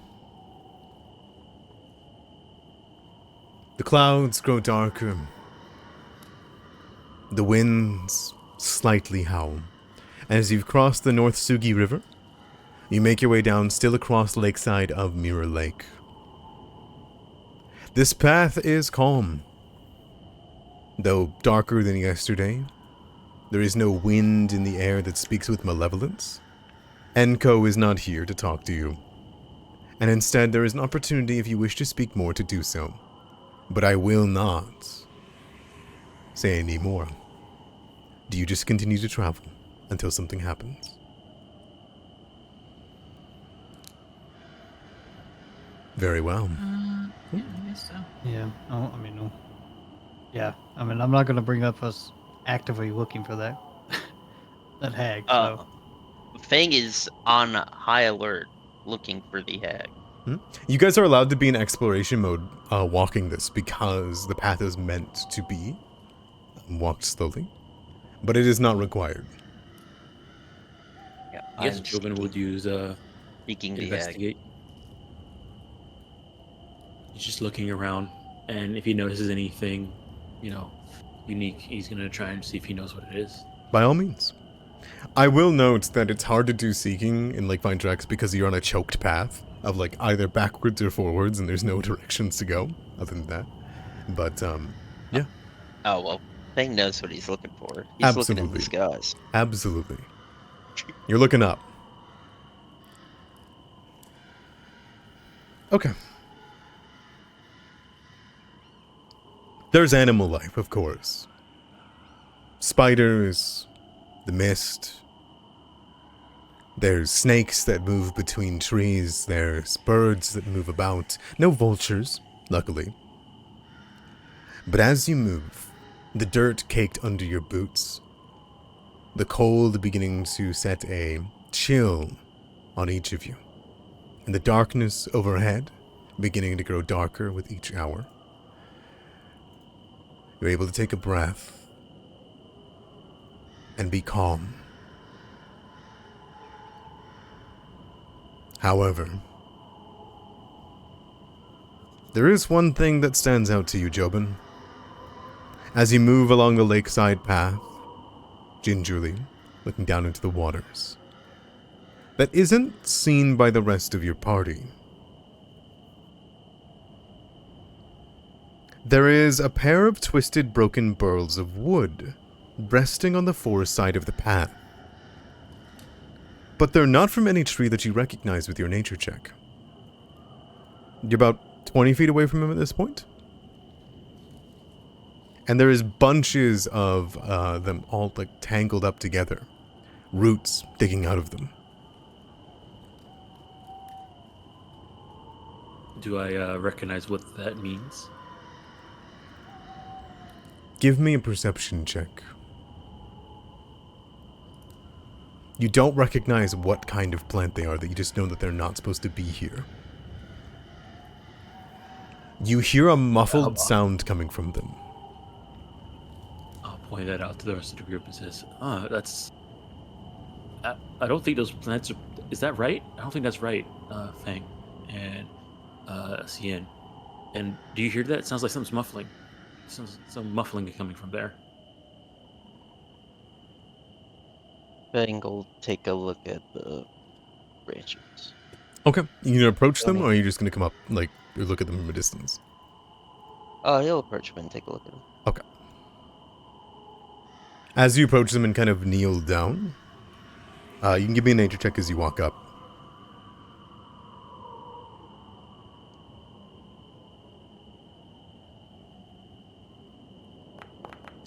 There is a shape to them that you've seen before. The realization hits you too late. These are either made of or in the same depiction of that twisted, broken, unfurling, vaguely humanoid shape you saw in the shrine in the lumber camp. Just faced down. And as you kneel down beside them to get a good look, and then suddenly your eyes go dilated as you realize what they are supposed to represent, they twitch as the sound coming from them is unfurled, as a gross circular mouth sits on one side of the bark that was facing the ground. You see vague eyes like pinpricks within it, and you hear a voice coming from them. Cook up tea, cook up tea, cook up tea, cook up tea, cook up tea. And as they pull themselves from the ground, they will begin to scream. And as the Mandragoras roll into initiative, Boy. we'll come back and break. Oh, they're just little tiny guys. Mandragoras. Oh my goodness, no. We've That's not not, heard that name Yeah. before, have we? that's not good. You ever... I mean, Yeah. Sounds familiar. I just can't just- remember just where know- I've heard it from. you just knowing about it's a type of like, kind of yokai thing that's normal in oof. Okay. But Fang, I believe you do recognize them, and the reason why I didn't immediately go to break upon them getting up is because you rolled high enough to learn something about them, like a recall knowledge. Mhm. This is a reward for you getting close to the Mandragora before they do their thing. What would you like to know? You can ask me one question. Abilities, notable abilities. Any particular? Like, you just want to know about one notable one? Active or passive? Active or passive? Active. Cool. They're well known for their blood-piercing shriek. That can unsettle anybody that hears them. They shriek loud enough, people become slowed, stupefied, sickened, worse. It affects the minds, the will, and they eventually, if you get bad enough, they can do it once per day. They can drain someone afterwards very, very easily. And they affect all non-mandragoras. Mandragoras are inspiration for the creatures that I'm sure that you guys are thinking they are. Mandrakes. Harry Potter mandrakes. mandrakes. That is, these guys are the inspiration for those. Yes. Sorry, Dom, was there anything else you wanted to say before I leave for 15 minutes? No, you're good. You're good. Okay. By all means, I'll see you guys soon. I'm sorry for whatever happens. This isn't, however, the thing I'm apologizing to you for, Fang, by the way.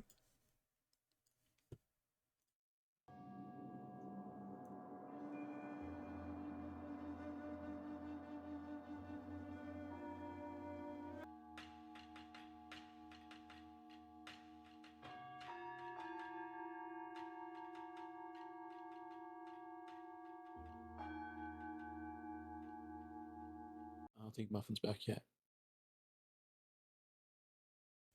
We can speak until Muffin's back. Muffins just sat down with tea. And crumpets. No, just tea. What am I? British? Based Yeah, off I your wouldn't character mind- art. Whoa.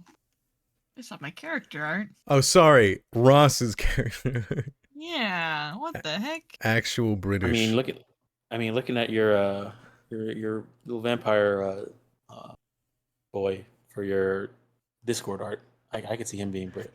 Dom, he is British.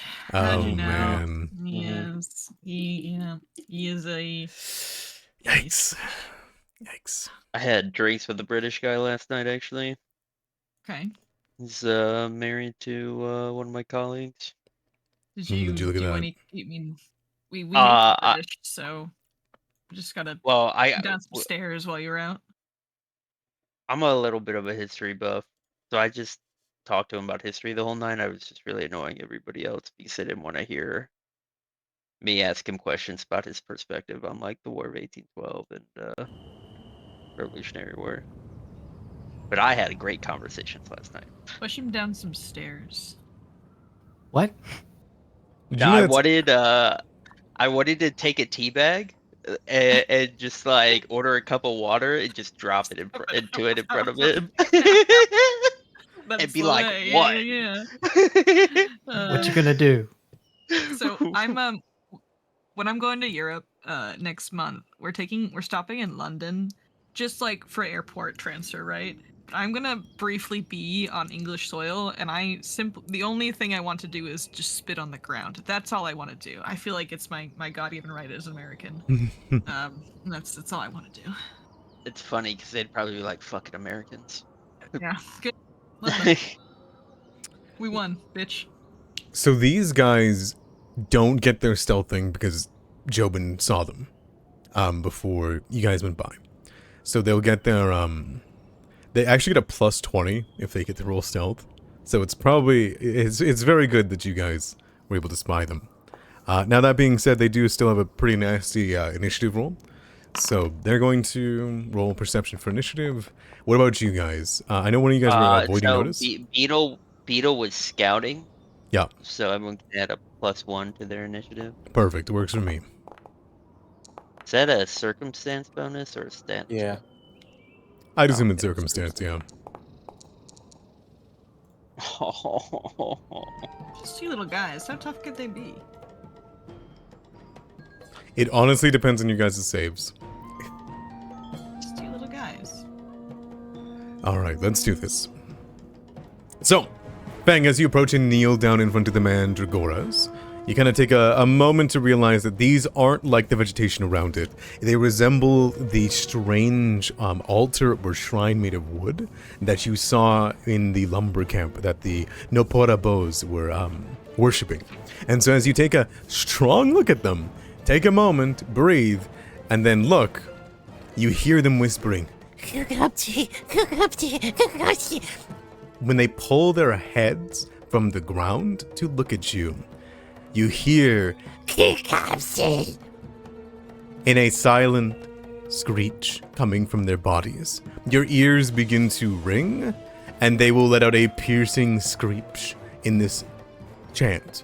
And of course, the dice tell the story because the one right in front of you rolled first on initiative, so. It's going to use its first action to let out a piercing screech within 30 feet of it. Everyone needs to make will saves.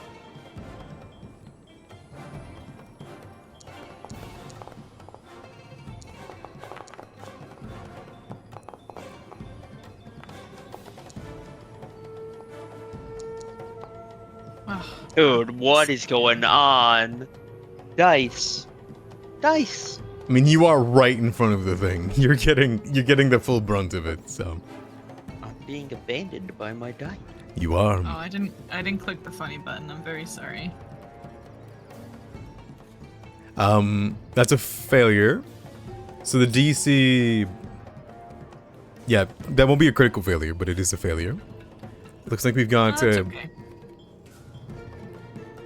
Failure... +2.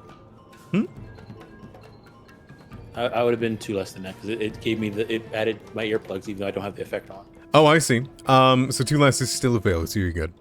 Alright, so you guys are gonna get hit. So for everyone who succeeded? Who normal success? Ross did? Okay, Ross, you are second. Who failed? Normal failed. Katai.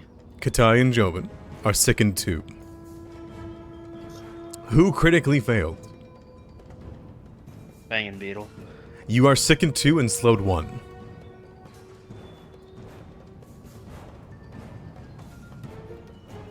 Okay. Okay. As long as you remain sickened, you don't feel like this slow is going anywhere. Even if you reduce the sickened down, if that makes sense. Alright, as you look at it in the face, as its mouth is pulled from the ground and it lets out the scream of the name of Kugabti, each of your ears immediately begins to bleed. Your heads begin to roll, you see visions, you miss, you see strange things. Your bodies begin to twist and writhe to desperately bring your hands up over your ears. And some of you even realize that you yourself are screaming. There isn't a high pitch in your ears at all, Fang. As you hold on to yourself and you see Beetle roil backwards, it is then going to immediately reach up and grab you, Fang, off the back of Beetle with another action.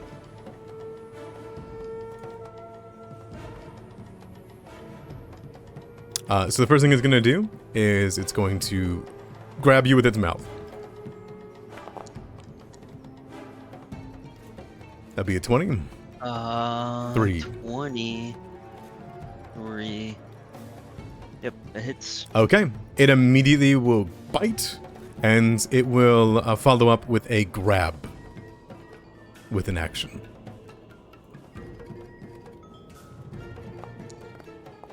You're going to take 18 damage from the piercing as it wraps its circular mouth around one of your shoulders and then begins to burrow down into it.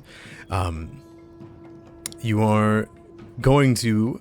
it attempts a grapple. I will say it doesn't automatically grapple you with. It just attempts a grapple, which is a athletics check. Super low. You're good.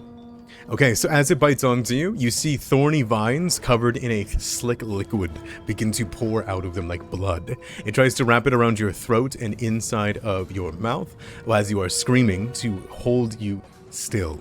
But unfortunately, you are able to roil back, you're able to take your claws and cut them off before it can actually get a hold of you. Katai, what do you do? Oh boy. I'm just sickened. Sickened too, yep. Yeah. Which means all of your checks and DCs are lowered by 2, right? Yep. Yeah, I mean, I'm gonna swing a sword, so it's not a big deal to me. You also can't ingest elixirs or poisons. I mean potions. Wink. Wink. Mm-hmm. Okay. Alright. I guess I'll just, I guess I'll move just right. I can't move any farther. Yeah. So I will go ahead and just make a strike at the one that attacked Fang with my I can. Oh, will I get You'll have flanking? flank. Oh, I with will. Beetle. Yeah. Thanks, Dom. Yeah, one of them is pulling its mouth off the ground to scream again. The other one you can swing at as it's grabbing onto Fang. Yep, I'm gonna try to get this one off the thing. I wanna use on my spells. Oh, checks are also strikes. Okay. Cool. Yeah, everything. Everything is I know. -2 for you. 29 hits. Alrighty. It looks like that could have been probably a crit if you didn't have that -2, you know. Are these considered? I know we mentioned they were some kind of yokai. Are these considered fiends? No, and I also have the macros so that it will automatically roll it for you. Oh, okay. Your Bane runes will glow, and they will automatically proc whenever a creature you've targeted on Foundry are fiends. 14 damage. 14 damage on the first strike, and then I'm gonna change my grip to a two-handed katana instead of one-handed. That's my last action. Sounds good. Your strike goes through, and you see a blood-like nectar begin to pour from it where you chop into it. Yin. First action will be... Get there, I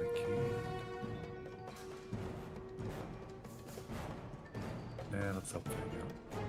Move there. Mm-hmm. He will make that his prey. Sounds good. And then he will swing.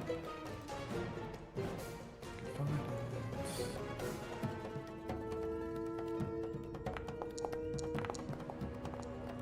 Ooh, that's my turn. 22 will just miss. Okay. Jobin. All right. Is this the type of sicken that I could try and reduce with the barf? I don't think so, since it's coming from a shriek. Yeah. Okay. It doesn't give I'm me making sure. anything about you being able to do that. Oh no, you can spend an action retching to attempt to recover. So all sickened, you can do that too. Okay. So you can try to retch So- and reduce the sickened value. All right. First action. Okay, let me just check something real quick. Hmm. Okay, good. Yeah, first action, he's going to try and retch to get take care of the sickened. And let me press this, and let me turn off earplugs. There you go. I saw a 20 there. 23. That's against the same DC, right? Yeah. The same DC as the second. That is a failure. All right. So yeah, he can't reduce it, and he's gonna look at this one and say he's gonna yell out, "You better not scream!" He's gonna cast command on it. Okay, good call. All right. We'll save. 14. All right. Shout out command. Must do it. So. Or standing place. It can't delay. It takes an action, and then on a failure for the first action on its turn, it uses a single action to comply with my command. So. I will allow you guess- to I make guess- sure that it doesn't scream for the next turn. Okay. You would hear it go, Cucumber. Right.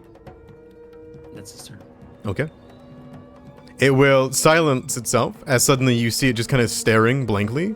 It brings the tendril into its own mouth to dig something out, as though something has been like lodged in there.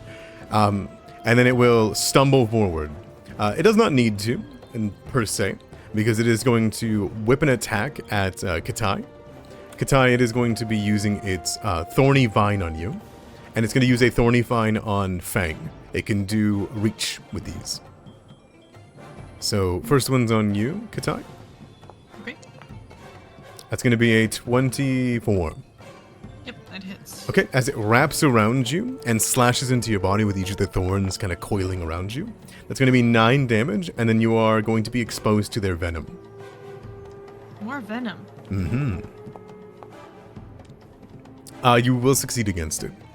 It would then will attempt to swing at, since these are finesse, they get a pretty good at doing multi-attack. They're going to swing at Fang. Agile. Yeah. Mm-hmm.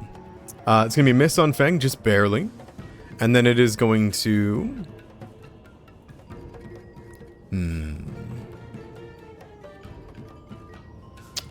I think it's going to try to bite you with its kind of choked mouth.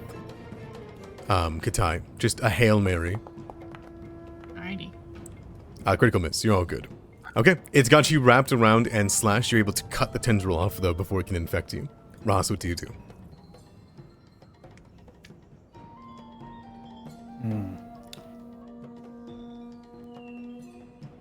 All right. I'm gonna target the nearest one. By all and means. Void Warp on it. Okay. Billow out a void warp at it, begin to, well, completely annihilate some of its life force. That is a fortitude save. 22.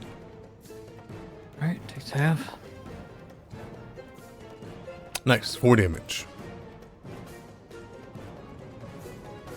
And well, last action, I'll target Fang and give him a guidance. Sounds good.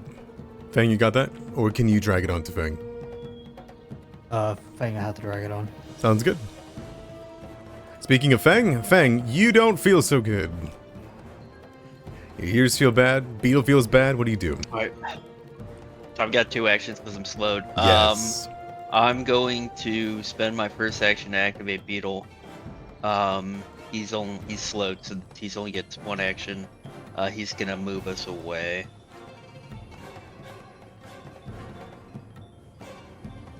Right here. Okay, sounds good. With my last action, I'm gonna try and hurl. Okay, you can retch. Oh, I meant to use the guidance. That would have meant. Yeah. Still too low, unfortunately. And will's your good one, right? Yep. Damn. Okay. Is it a will or is it a fortitude? It's a will. The screams are will. To retch? Oh, to retch, it's a fortitude save rather than the will save. Interesting. Oh, well, that's even worse. Okay. You begin to retch, you hold your hands over your ears, you cup them, you try doing anything you can, but it just isn't working. The Mandragora is very pissed that you've stopped it from getting over to its enemy. So, Ziyin, as you slash at it, you notice something, Ziyin. It is your prey after all, right? Yeah, that one is. It did its every effort to avoid your smoking sword. And then it will reach out and try to bite onto you to hold it still. I'll be a 22. I'll use my reaction to raise my AC. Okay. Which, what's it called? Reactive shield.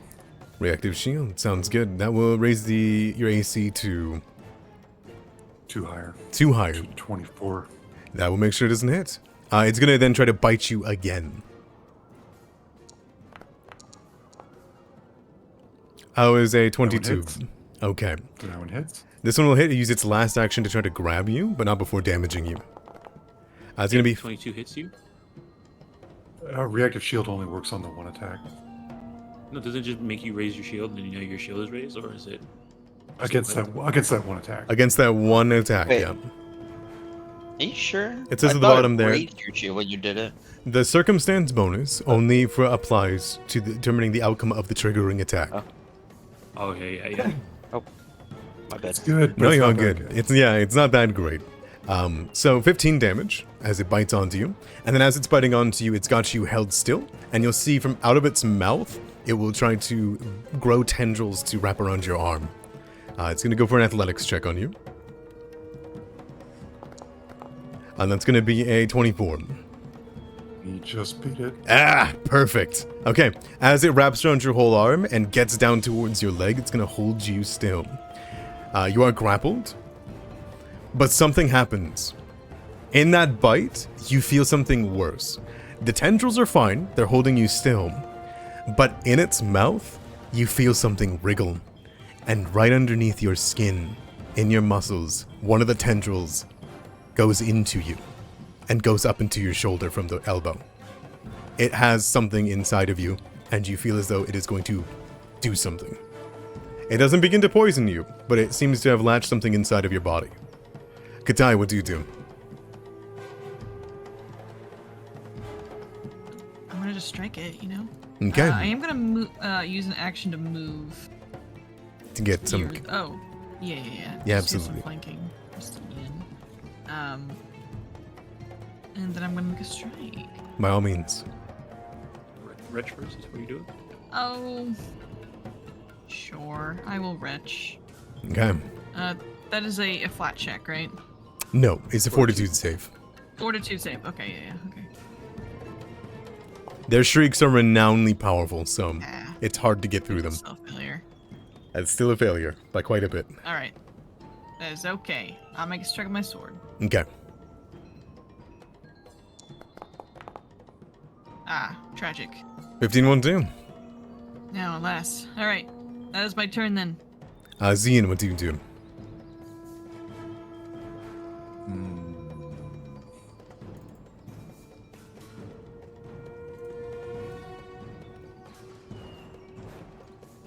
First action would be to swing on it. Okay.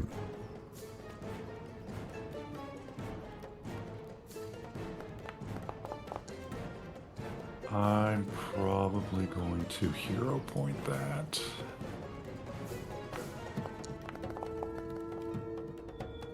God bless. All right, there's my first action. Oh no. Come on, man. He doesn't like that sword. I'll try to escape with the second action. Oof. Okay. What is this? Considered escape? Yeah. Give me an escape roll. You can target it too. It would probably give you the Can roll. you do a force open on a grab? I don't. Escape is both either athletics or acrobatics, so you don't necessarily need to do force open. Got it. Okay.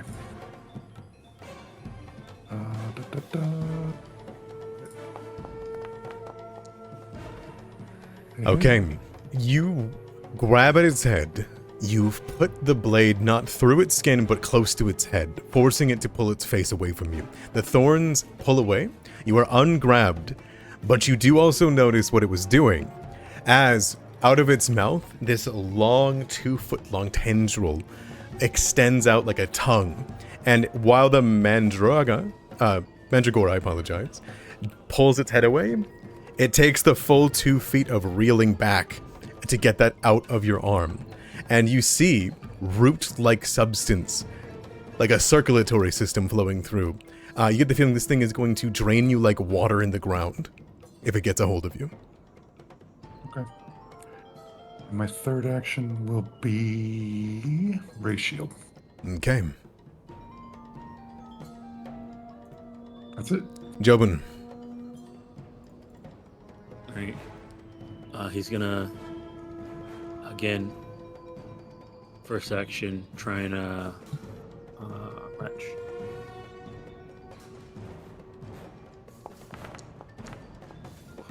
No. Just won't do. Alrighty.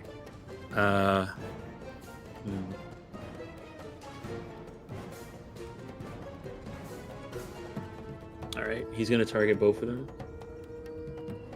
And with a electric arc. Ooh, okay. Classic.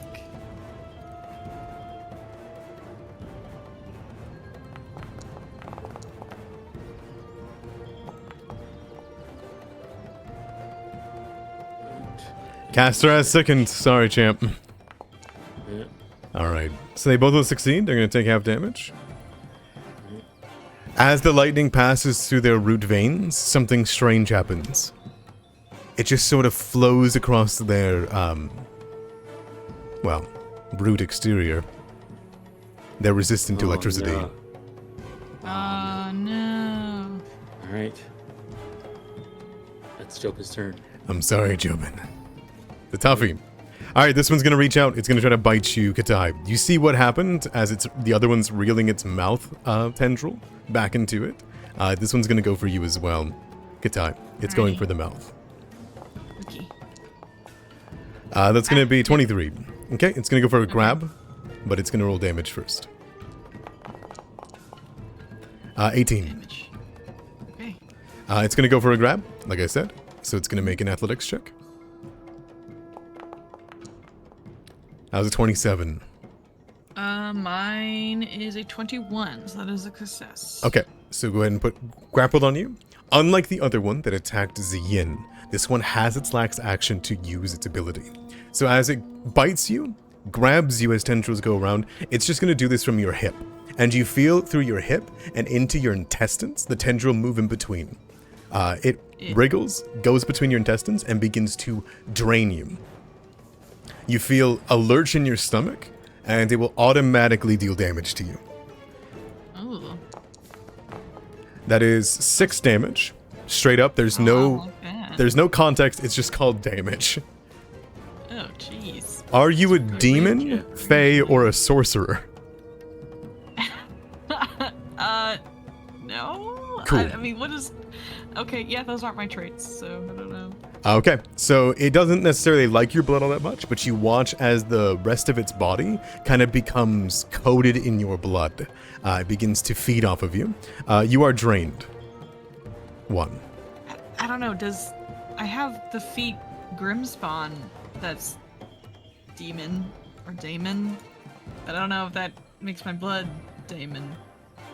I think your holy counteracts that. Fair enough. Unless you want me to, just let this feature go through. No, I mean, All right. no, Sounds we're good. You get the feeling that this thing can just continually drain you until you're dead. That's going to be the turn. It's going to pass over to Ross. Alright. Dash up next to Katai. Place hands upon her shoulders. And cast protection. Okay.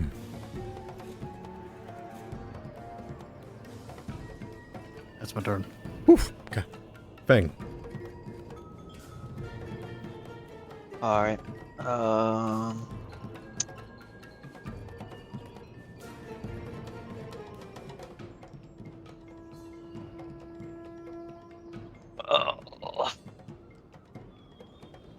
Come on, buddy. You got this. there. 2 action.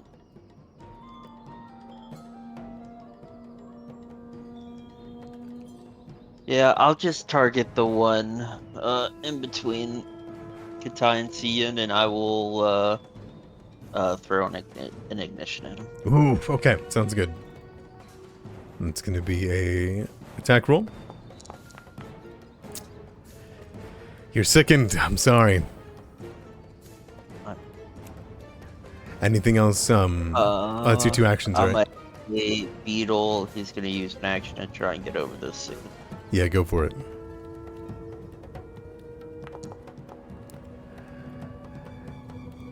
"26 succeeds. He will lose 1 second, but not the slow.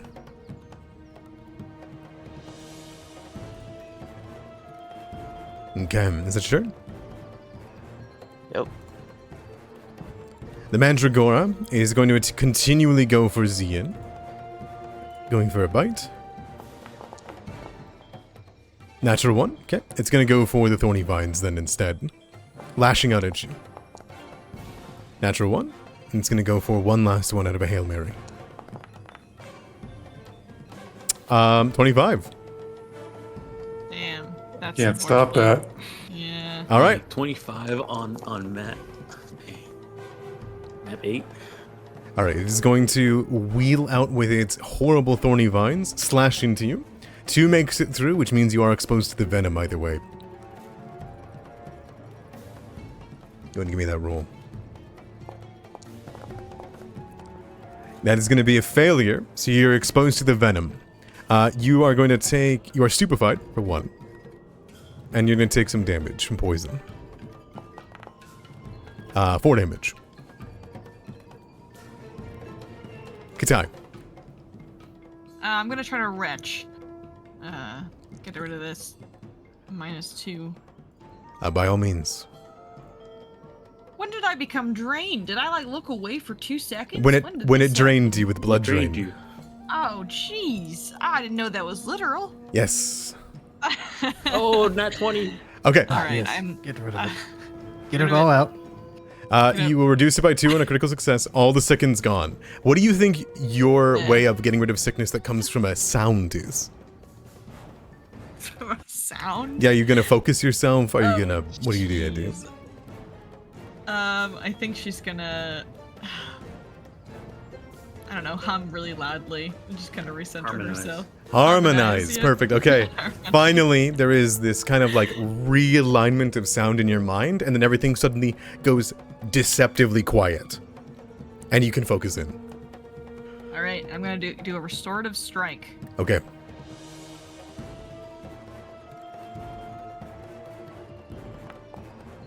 Ooh, nice. That's a crit. Oh, Awesome. critical hit. Off All right. guard and a flank.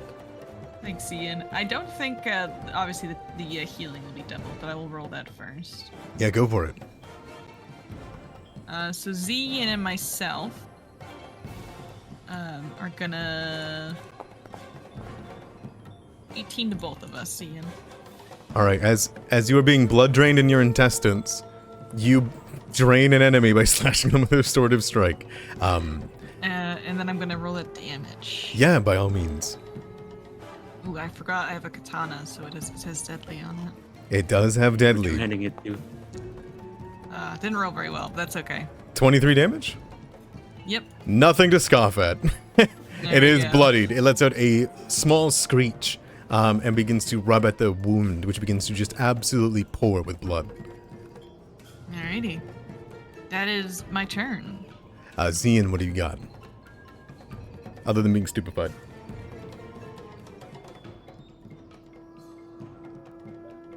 I will swing at this guy. Maybe we can put him down. By all means. Do.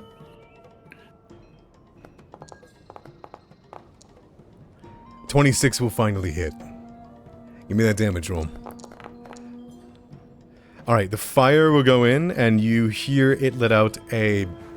Well, the other one was a quiet screech of slashing. Even though it's less damage, it lets out yet another horrid, wicked yelp. As it does, it pops as the blood begins to boil inside of its body. It is vulnerable or has weakness to fire. He looks at Katai and says, kill it with fire. Okay.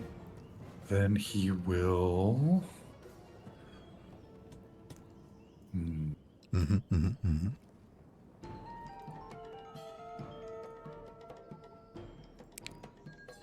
Move here and raise shield. Sounds good. You bring up the shield in front of it. Jobin. Don't forget to roll for... Oh, no, I don't think you can you remove Stupefied at the end of your turn? No, you're poisoned. You're poisoned. That's what's going on. Okay, I apologize. Yeah. All right, let me see here. Oof, does it? I don't feel like Jobin will run up and do this, but maybe. He's gonna try and retch first. Mm-hmm. Go. Oh my goodness, no. Not happening. All right. And then he's gonna try and what you call it? Ignition.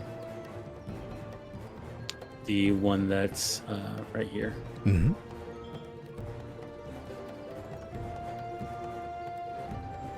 Zine, by the way, I need to roll for the venom, which I populated above. What did you take?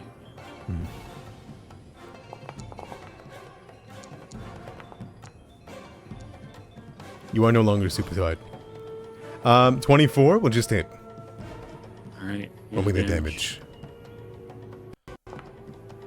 Ouch! Yeah, no, you incinerate it as you send a small snaking bolt of flame through its body and out the other side. The rest of it catches on fire and it smacks into the ground. This one is slain. And as soon as it's dead, Fang, suddenly your mind clears.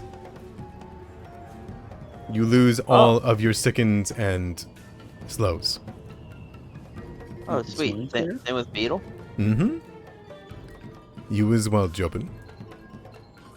Oh, goodness. You watch as there is this strange sound, and the mandragoras split, and from the burning ashes, butterflies, red, flow out, and the body disappears. No. Are they more of the butterflies that look like moths? They're the red butterflies you've seen before. Go ahead. The Kugapti butterflies. Alright, that's my turn. Okay. The other mandragora is going to let out a scream. As it begins to build up and build up, your ears begin to shriek. And everyone within 30 feet needs to make me will save. Is there any caveat if you critically succeed, you don't need to make it again? These only have it once per day. So each of them... Okay.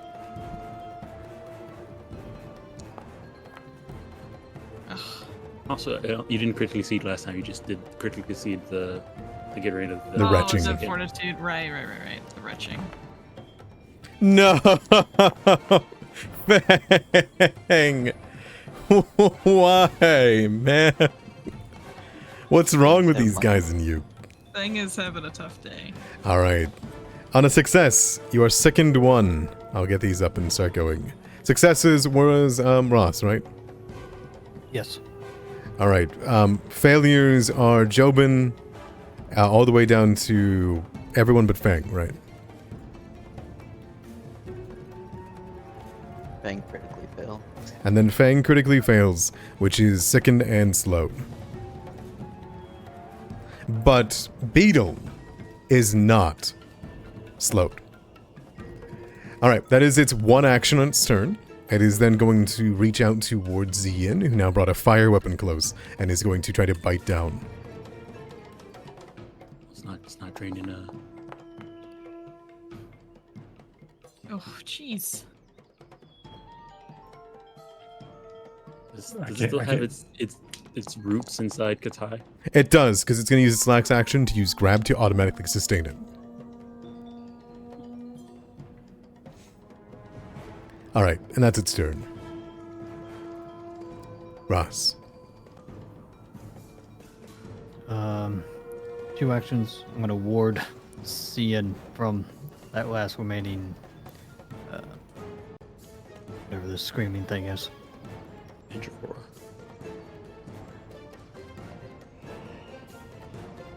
And then my last action, I will, well, not the only one that can do a little drain. Mm-hmm.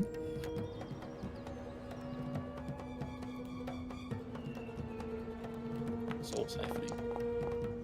That's a failure. Hey, It's going to take 9 void damage, and it is drained by 1, right? Yes, becomes drain 1. Perfect.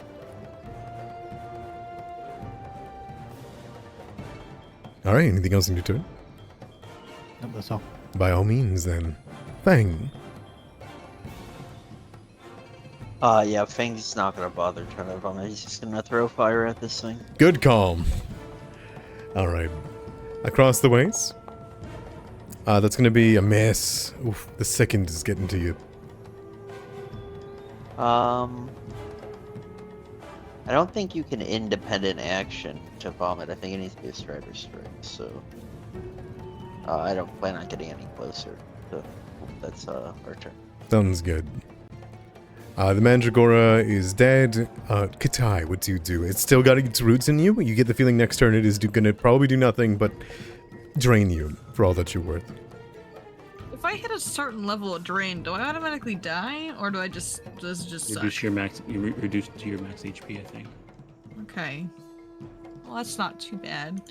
I will wrench. Let's try to get rid of this sickness again. Eek. Don't know if that succeeds. Oh, did you heal yourself between the last time you were drained? With that restorative strike? Oh shoot. Yeah, I did. Yeah. It removes your drained. Oh, cool. Oh, cool. Excellent. I thought I was gonna not do any healing. No, it's okay. Go ahead. All right. 21 probably a failed fortitude save. It is, yes. Yeah. Okay. I'm gonna make a strike. Mm-hmm. Oof. That's a hit. I guess. Yeah. Alrighty. 12 12. slashing. Nice. And then I am going to go ahead and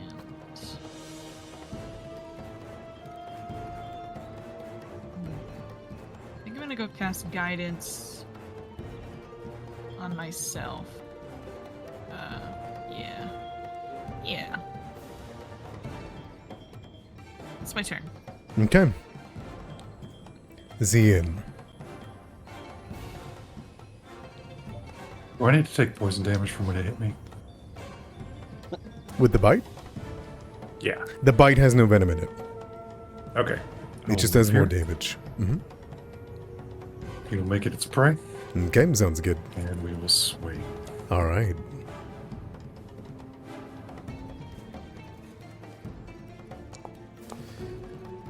24 will hit. Horrible amount of damage to get hit by. 25. One more hit like that and it's dead. My turn. I go, Katai, use fire. I don't have any. Jobin. Can't you make your sword fire? I can only do that once per day, Zian. We might find a storm hag later. Jobin's gonna run over to here, first action. Mm-hmm. Then target.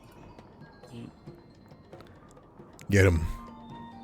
Just gonna cast Ignition. Yeah.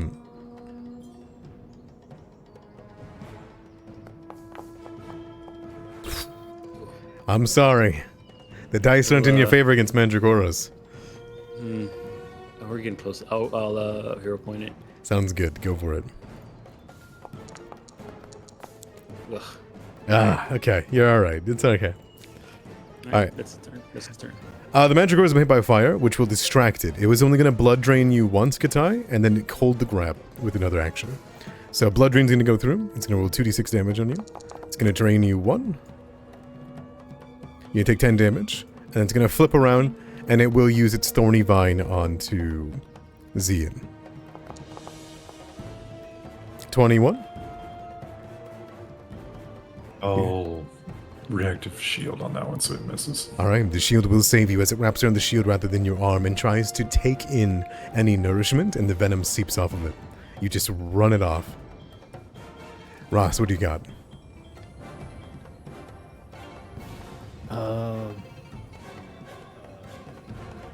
Void warp. Void Warp sounds good. No problems with Void Warp.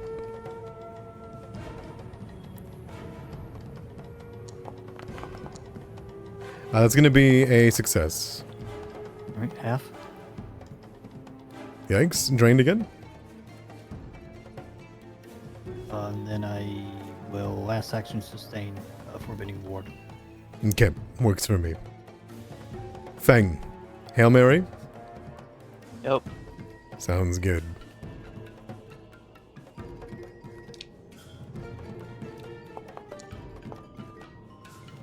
Uh, 19 will miss. Yep. Beetle stays away? Yep. Sounds good. Katai, what do you got? I'm going to try to retch again. Alright, you try to steal yourself. Ah. I swing. I imagine you're yelling this over the screaming sound in your ear. You retch twice. Oh, I 18. bitched. But so I have a question for you. yeah, what's up? Would if I had a +1 to that, would it hit? I think there is minuses for you being sickened, which is already on there. It's a Yep. 20 because it's flanked, right? Or off guard. Oh, yes. I think yes. It would be. So it would technically be 20 right now. 21 would yes hit. Okay, I'm gonna use Soul Flare, which will add a +1 status bonus to my attack. Okay. Let me just make sure I don't actually have any status bonuses right now. No, I don't. This is the second just one. Yeah, so it'll be a 21 for that. So I will roll it so it hits. Okay, this is while your Soulforge armament is manifested. Yes, that's my katana. Sounds good. Alright, good. Roll damage. 13 13? is not enough to kill it. Damn. And DC 5 flat check. You're good. Oh, jeez. Alright. I keep my sword. Oh, God. Yeah, it would vanish if I failed. All right, Okay. that's my turn. Sounds Oh, good. wait, Oh. I have one more action actually. Oh, what would you like to do with Yeah. it? Hail Mary? I'll just try to strike it again. Yeah, go for it.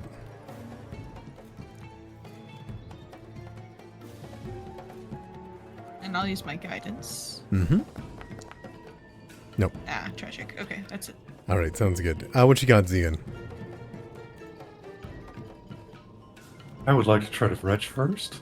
Good call. 28's enough. You were able to remove the sickened by simply remembering different sounds within a whistle, the water, and the forest.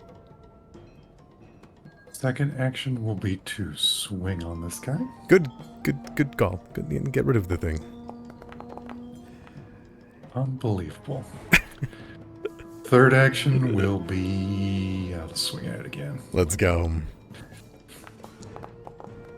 Oh my goodness. Just not with you today, huh? Okay, that's a miss. Jobin. You've got this, Jobin. I believe in you. One ignition, that's all it takes.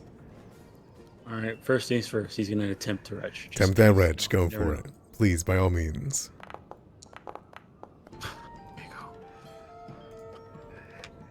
That will remove both layers of sickened from you.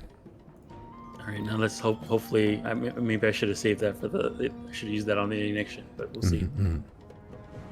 Just pull another one out, man. Why are you leaving it in the bag?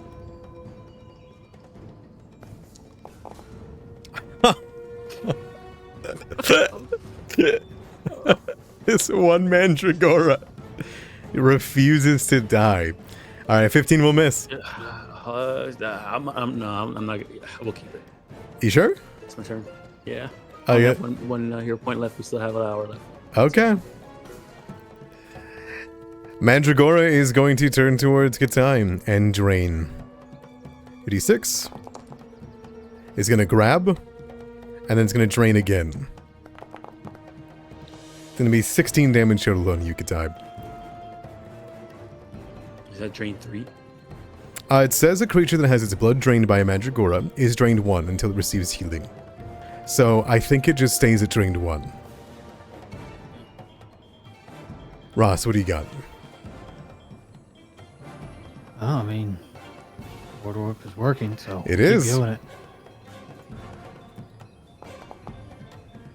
Don't worry, apparently all of our dice are bad. Okay, that's going to be a full damage, so 10 damage. How do you want to do this? Just the teal glow of Erasmus seeps into it and drains out its soul, I guess. Perfect. As fast as it can shrivel, your magic is just as fast as it's seeping out the blood of your sister. But yours is stronger. The void will warp its flesh, its roots, and it will keel over to the side before it splits open. And more butterflies as it slowly whispers, Kukapti. Kukapti. and it disappears. As does the sound of its shriek.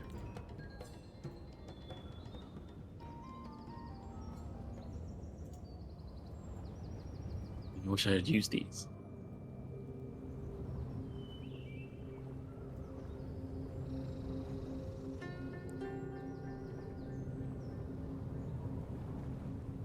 Well, I'm glad that's done. That was weird. Those things are so loud. It hurt. It took me right out. You probably have really sensitive ears. Yeah, you can tell his ears are down, like a duck's. Oh, they had those butterflies again. Yeah, they were yelling Kukapti. Do you think those butterflies are connected to Kagopti in some way? Yes, I would 100% say for yes. sure, yes. Yes. Oh, yes. yeah, okay. Yeah, that makes Might be sense. coincidence, Katai. It's pretty. I see your train of thought there. Yeah. Yeah, okay. I'm glad I'm not the only one. We had the Kukapti ritual where they were trying to sacrifice them. The butterflies showed up there. Some vision in the thing when we were trying to seal Kukapti, like in the past, they were there. And now Do you these things think yelling Kukapti, it's coming out of them. I think so. What do you think their deal is? Like, do you think they're like actually Kukopti, like in butterfly form, or do you think they're just kind of insects that like? You think it's their god in butterfly form? Yeah, I don't know. Like maybe it's Kukopti in butterfly form, or maybe it's like their. What if They're Kugopti so- is just a giant butterfly? Ooh. I mean, I don't think we've ever seen what Kukopti looks like. We don't know what don't know. Kukopti is actually. Like besides an ancient evil, I think it could be a butterfly. Yeah, let's stick with the Kugopti's a butterfly. Okay. These could be Kugopti's children. Before you get too far, Katai, we probably should get to do some healing. Oh Yeah, yeah. you're very thinned up. Oh yeah. That definitely took me out a good bit. Here, I I can treat wounds. I wouldn't mind some either. Yeah. Let's Alright, get some 10 hold- minutes hold to treat still, Frank. wounds. I'll take care of Cian. Then. Okay. With the mist's not too far away from you, you're able to sit down on the lakeside for a second after the Mandragora screams and simply talk. Rest and heal. Thank for asthma. Thank for asthma for that one. I see that.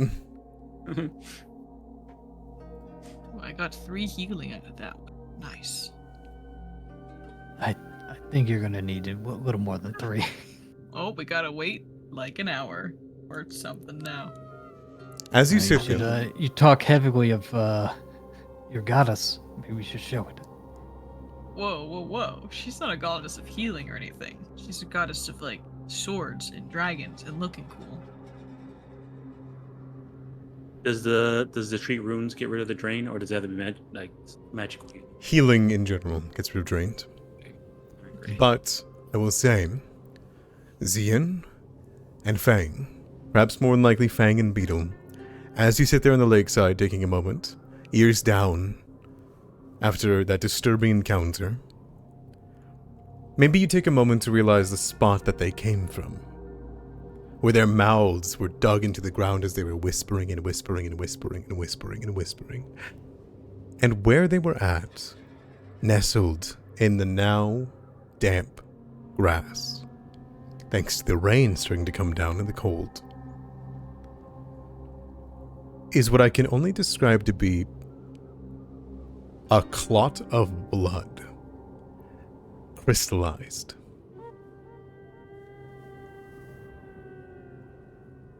Bang, do you see that? Yeah, Fang's heading over there to check it out.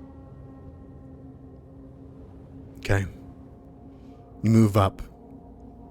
At first, maybe you thought it was just slick blood because of the rain, but they reflect light, what dim amounts is here that your party has. And it does look like a gemstone. Fang's not one for learning its lesson, so he'll pick it up and inspect it. Okay.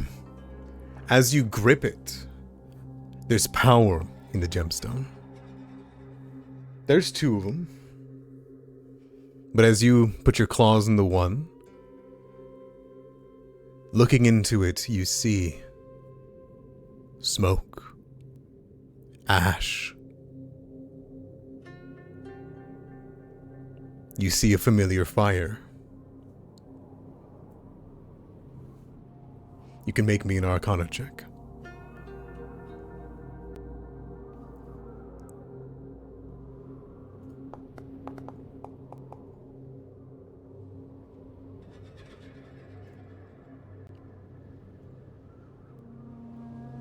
With an 11?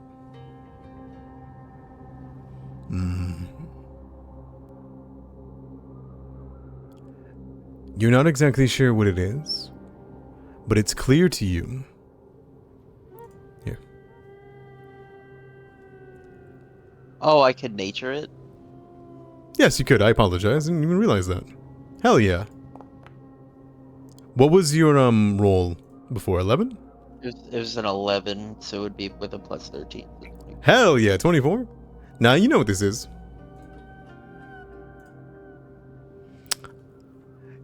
Gemstones. Talismans. These blood clots can be broken down and placed into a weapon, basically cracking them and bleeding the blood across your weapon. This is a fear gem. This blood runs with the fear of whoever it's eaten and whoever touches it. If put onto a weapon, it activates the gemstone, the blood soaks the weapon, and when you strike someone, it hits them with the intimidating strike feat, causing the frightened condition just by hitting somebody with it. 1 shot, though, each. I'll add them into your inventory.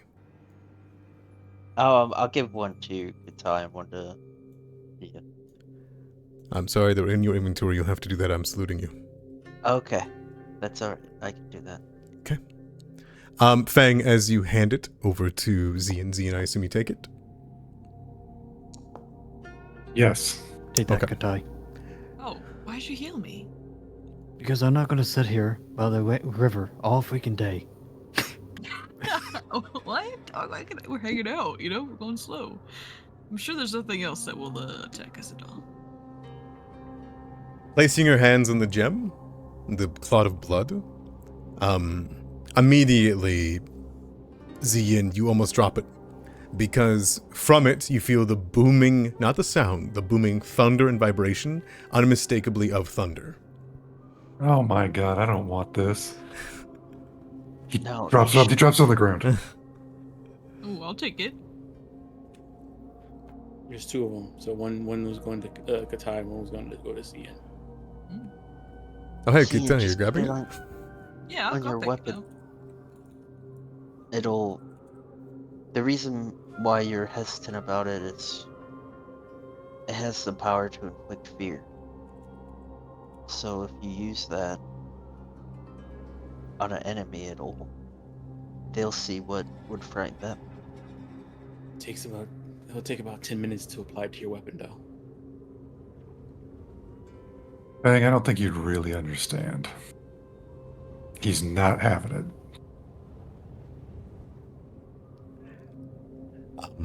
Kitai, as you take yours, there is bubbling inside of the blood.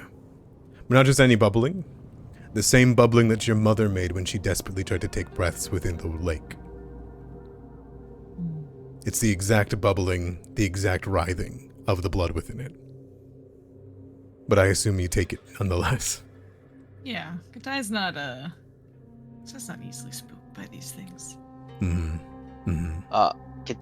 Fang will pick up the one that Cian dropped and give that one to you as well, Kata. I'll take 10 minutes and affix it to my weapon. Okay, sounds good. And he'll mutter something about cowardness. Oof. Oh, Faye, I don't know if that's a very nice thing to say. Cian, you want to hand me over your shield? Yeah, I was about to ask that. Go ahead.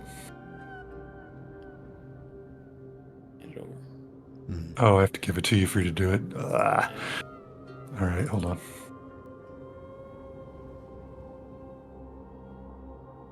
I can't send you the other one because I'd already sent it to Cian. So maybe. Yeah, I sent it. I sent it to Yeah, him. I have to. I have Awesome. to. Cool. Yeah. And I'm not trying to be a dick. Fang's just insensitive. I know, and I'm trying not. Oh man, I saw that roll on a 1. I was like, geesh. Thanks, Jobin.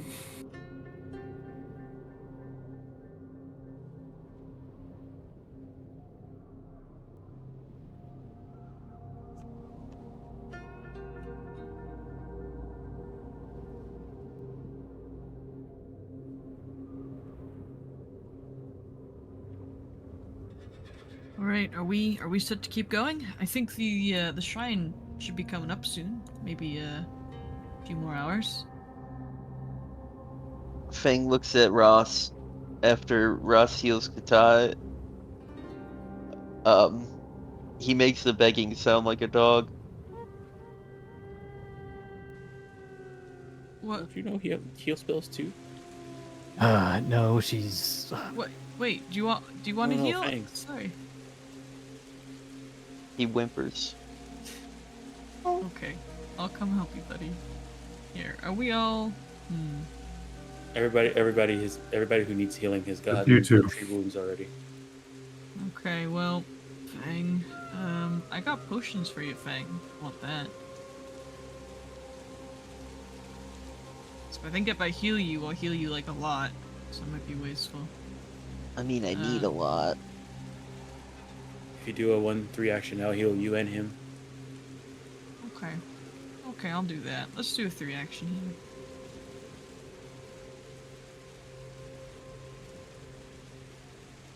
And anyone who's damaged can take this too.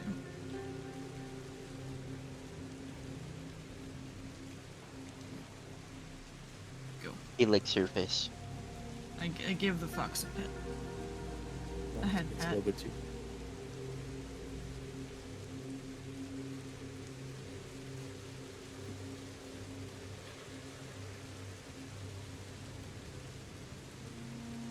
Let's get going then.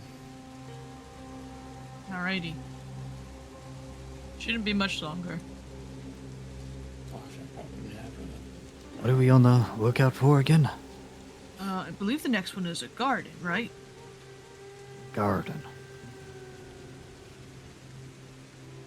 And we need to keep a lookout maybe if we see those 2 sisters who came up here. I'm worried that something may have happened to them. I mean, wait. Wasn't the story like hundreds of years ago? Yeah, but I mean, 10 years ago. 10 years ago. Wait, who said that? Must be imagination. I didn't hear anything. Must have been the wind. Yeah, you know, Stephen's still, like, there's a lot of weird things happening, so. Like, we ran into the ghost of the lady who died in the house that burned down, you know? Wait, was that a ghost? I mean, it Yes, was... with the flowing hair and everything. Yes, Yeah. of course. Oh, no, Was that was a different lady. I'm talking about the one we were at the tavern, that the governor locked her in there and burned the house to the ground while she was inside of it. I don't know, she seemed The pretty singer. real to me. Singer, yeah. I mean, she Oh, was... that's the second ghost. Second ghost. Yeah. Oh, I guess So- that she's the first. She's the first. The hair lady was the second. I'm Unless you want to sure- count those ravens and stuff we saw. I don't know. Ravens? Yeah, for the very beginning. I think those were Phantom as he pushes up his glasses. There's a difference. Well, they all get dispersed the same. Kinda. Actually, As elementals tend to. You know, now I'm thinking about it, we've fought like a good handful of ghosts now. It's almost like it's the season. season of what? You people are just crazy. Season of ghosts, you know? I'm The just glad rain. we're not hearing, insects and animals talk anymore. Oh yeah, that was weird. We don't hear that again. Imagine if those leeches were talking to us the entire time. You know, I think Fang understands them, right? my mother used to say, never underestimate a wizard. Play tricks with Okay. your mind. Yeah. Jobin's like super strong. I don't underestimate Jobin. They'll make you think what isn't real is real. Are we real? As you travel, at about this time, as you're speaking distantly, you begin to hear the sound through the rain of a young woman sobbing.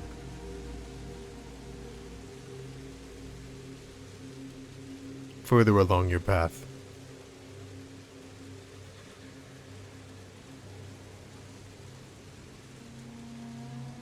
You hear that? Yeah. Fang, is that what we might be looking for? Cian would like to make her his prey. by all means. Fang would like to do a recall knowledge check on hags and see what kind of tricks they use to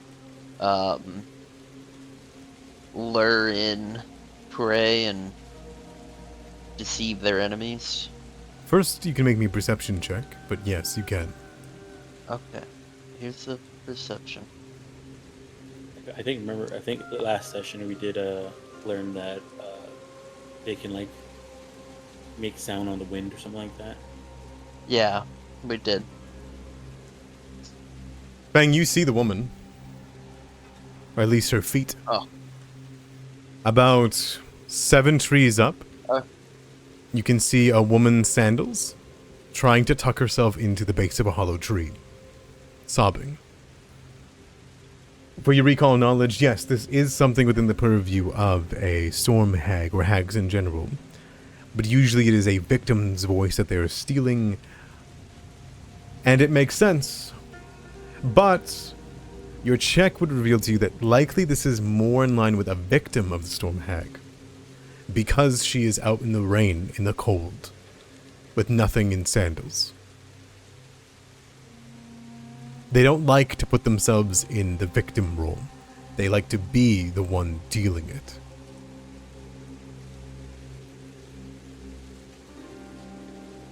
Fang will approach the tree with where he sees the woman. And before you get ahead of yourself, I'll put you on a map. It's the hollow one.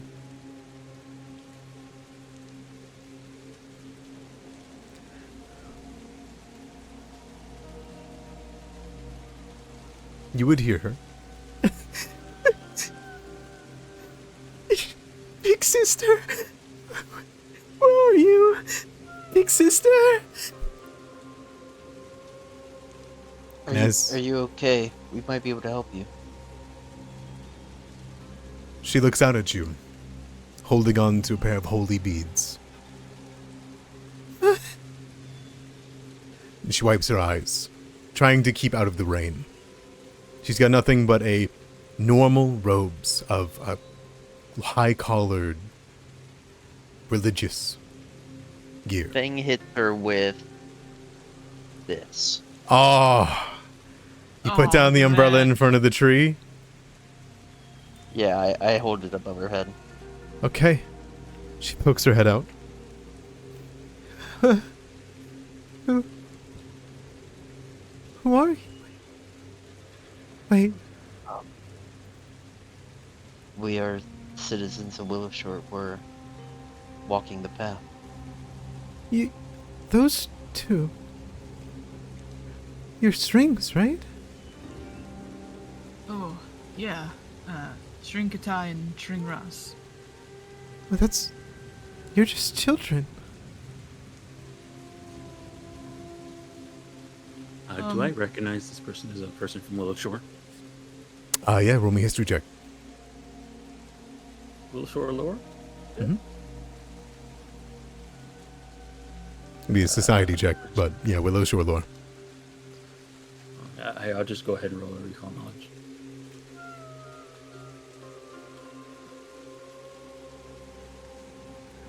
Yeah. This is Yeri. Yeri is one of the two sisters, Yeri and Yuni, who went up 10 years ago. She does not seem to have aged. Alright, Jobin's eyes are going to be wide and say, Yeri? Her eyes grow wide as well, and she looks over towards you.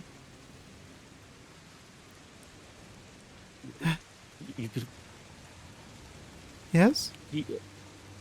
It's Jobin from Mother's Coil. You're the kid of Mother Coil. Oh, I'm sorry, I don't know her name. What's their name again? Your parent? How are they? Did they bring you here? No, she passed away about a year ago. But you've had how long have you been out here? Since yesterday. I was chased by this flying head. My sister, she ran ahead. I'm waiting for her to come back from the monastery. You said this was yesterday? Yes, we went up together. I just hope that she made it out too. I would like to make an insight check or sense motive on this woman. Go for it. By all means. Bang's gonna lean down in front of Katai. He's gonna put a finger in the dirt and he's gonna draw a circle. More circles. Yeah. Ty nods. Yeah,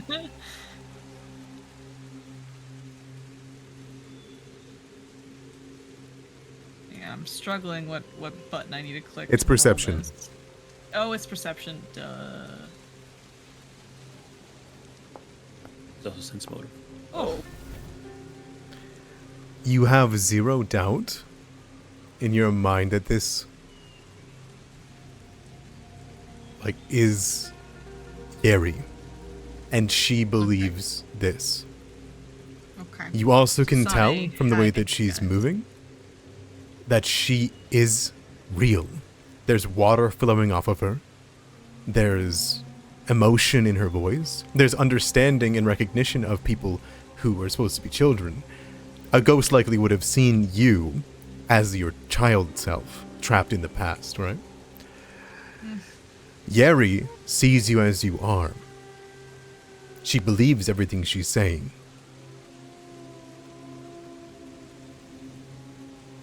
This is supporting my crackpot theory. That was. Bang furiously starts drawing more circles.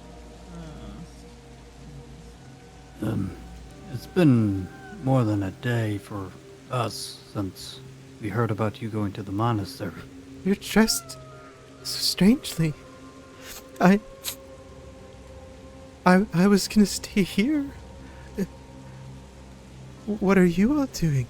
The monastery's abandoned. It's dangerous. We're heading to the monastery to, Investigate. Can I talk to you Yes. in private, Katai, quick? Oh, sure. That's Remy. Oops. That's me. Katai, What's up? Hi. with your high perception, Okay. you notice something off about her. Not one that I'm willing to Okay. tell you in public. Gotcha. Through her high-collared robe, you can see a scar that curls all the way down her neck and seems to go on you at the angle that it is, all the way down to her intestines.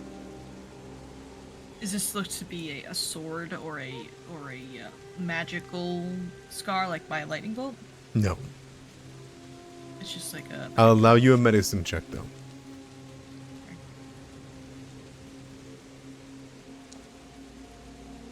I'm gonna reroll the hero point. Okay.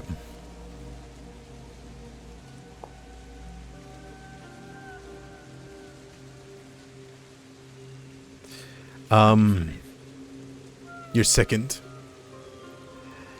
You realize it goes down her neck to her stomach, down her back to her waist. You kind of are getting an angle as Ross is talking to her. You know what this is.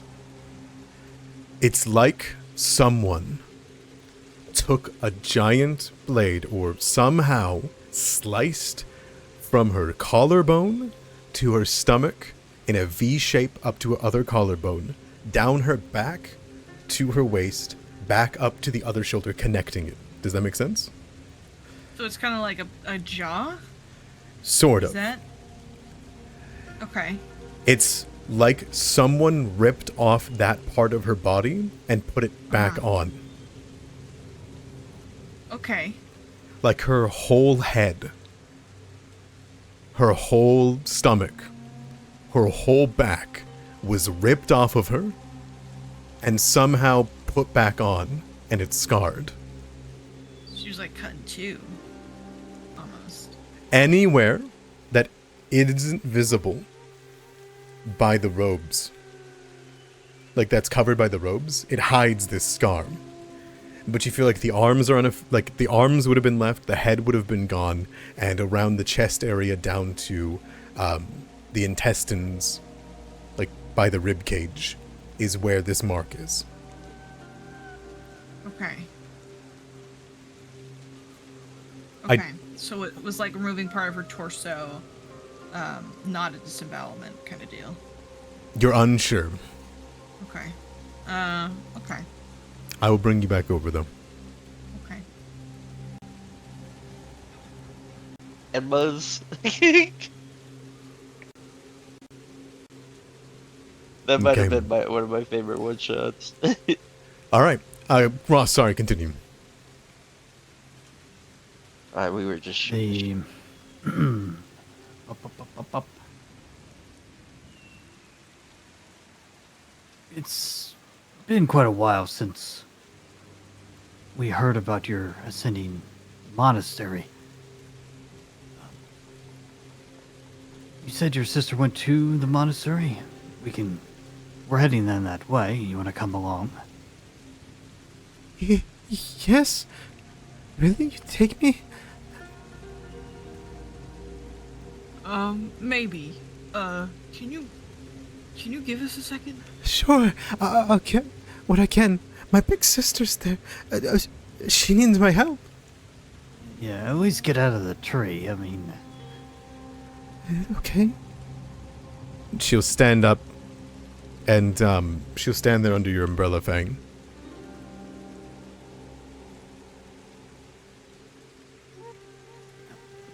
what's the matter, Kadai? Usually about helping people. Oh, yeah. I am. Hang on. Can we go talk away from her for a real quick second? The string siblings tend to fight often. I wouldn't It's okay. worry about this. I'm just worried about what they were saying. I've only been gone a day. We rushed down the path as fast as we could. We can... Yeah. So, if you would take a look at these circles here, What? you may understand. Things on distraction duty. Okay. So time is a loop. Fang's about to explain to her everything he knows about time travel, Sure. which is not a lot, Not a lot. but He's passionate. It's expansive. He's He's passionate, very but he doesn't know passionate anything. about his theories. Yeah, yeah. Go for it. What's up? Joman's gonna look at, Joman's gonna look at Cian and then kind of like look around, and then Joman's gonna take a second to like just look around and see if we see anything else that's approaching or is off in the distance. You guys can give me a perception check. By all means.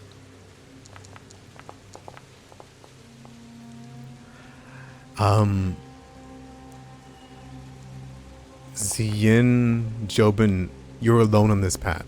The mist extends out to about here, so there's nowhere else to go but this path.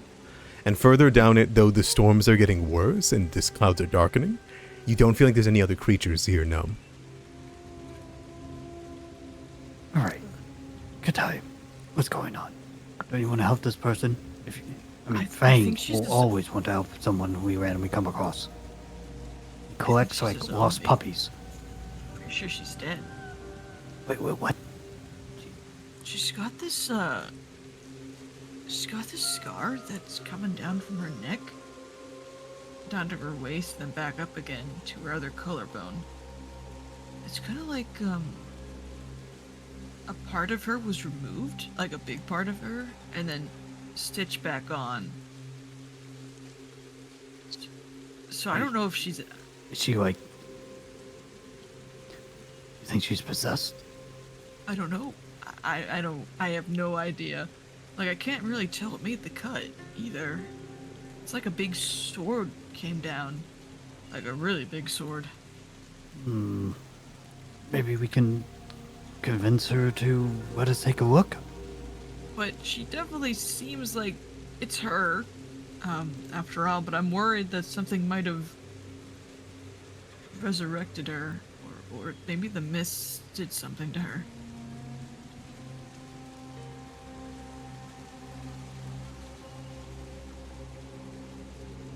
Or this is all an illusion and everything is fake. Ross, you can recall knowledge on something with that kind of scar if you want to. I will. Mm-hmm.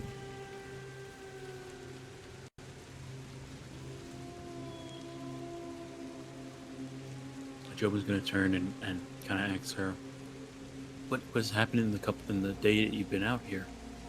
You came up. Why are you here?" And just went up.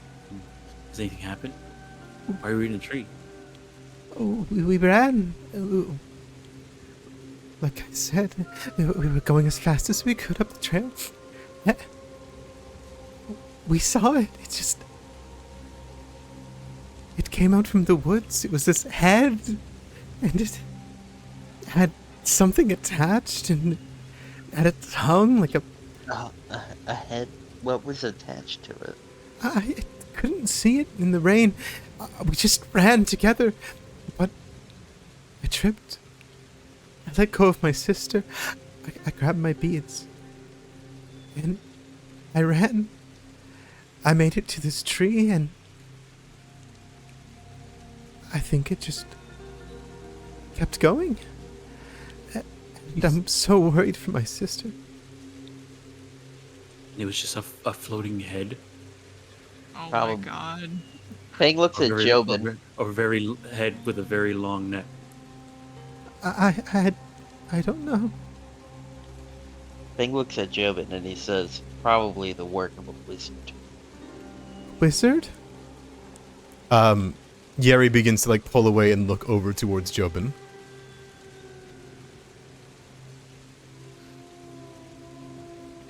I don't mean any harm to you, Yuri.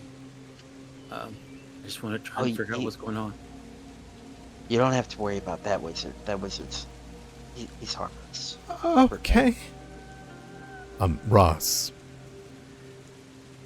Do you pay attention to the other conversation? No, probably not. I'm probably focused on what Katai's telling me. Okay. Did you hear what she said before, or were you focused on something else? Well, she came out of the trees. She said she got chased there. Something about a head, a floating head. And then we did an umbrella, and she's been gone, just a day or so. And then Okay. Kai would also mention the scar itself looks like her head was removed. And then reattached. Oh. Okay. All right. I mean, you left that detail out the first time.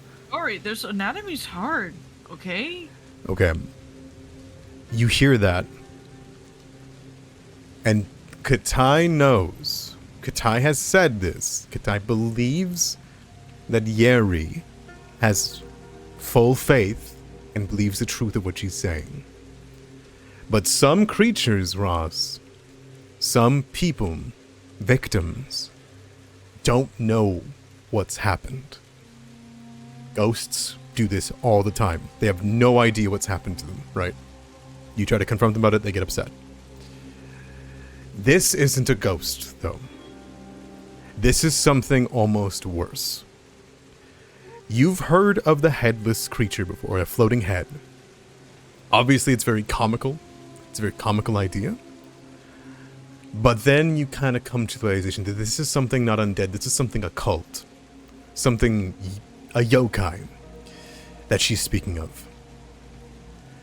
A yokai that feeds on the blood and entrails of the young. They have a cannibalistic hunger, and when it strikes, they bathe their bodies in an alchemical substance that smells like vinegar. You don't smell that here, and thus maybe that is why you didn't pick up on it. But once, whatever provokes this creature from coming to hunt, their neck rips from their side to side, allowing their head to float upward and pull out their lungs, stomach, and intestines to float on their own, along with the head.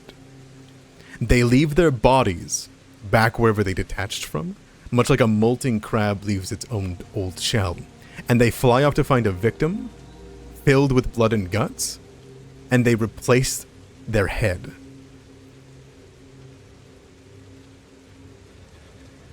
Oh boy. Alright, Katai, based on Yeah, what what's you've up? told me, Uh-huh. there's a possibility that, since you do believe she's dead, that she's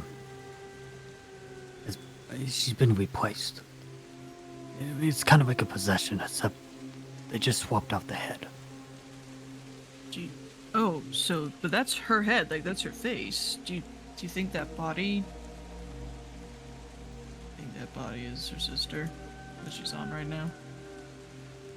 I don't know. I don't remember much about her and her sister. It was so long ago. And it probably can change its shape, kind of like a bow. I don't mean to... I don't know, this is kind of complicated, because she seems genuinely afraid. And doesn't know what's going on. I don't think it'd be right to... slay her? I mean, I could try to inspect it, but it might get agitated and... Wait, don't call it it. You can call her her. I mean, if it's just a lady. well, it would separate from her, leaving behind a corpse. Okay. So what do we do then?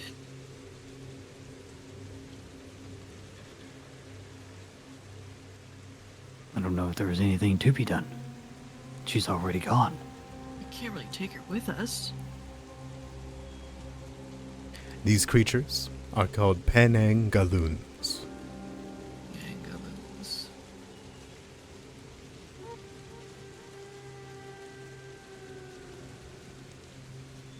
Okay, we should let everyone. You should tell everyone. What Yes, what yeah. you-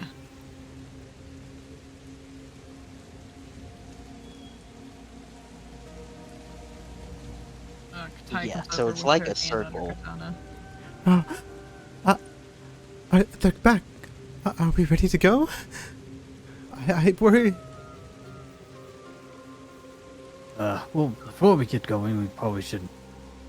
Well, we've been traveling for a little bit. We'll take a few minutes here and have a ration or two, snack. I don't know if you've had anything lately. I haven't eaten since yesterday. You probably need to get some food in you then. Okay. That makes sense. Do you have something? I don't really feel like eating, but I will. Yeah, come over here. I can give you some rations under the tree over here. Kind of like steps down and under. See you in. Come on, follow me. Move away. Go. Katai thinks she's dead. Well, no, she's dead. And I'm pretty sure it's a monster has taken her head and replaced it.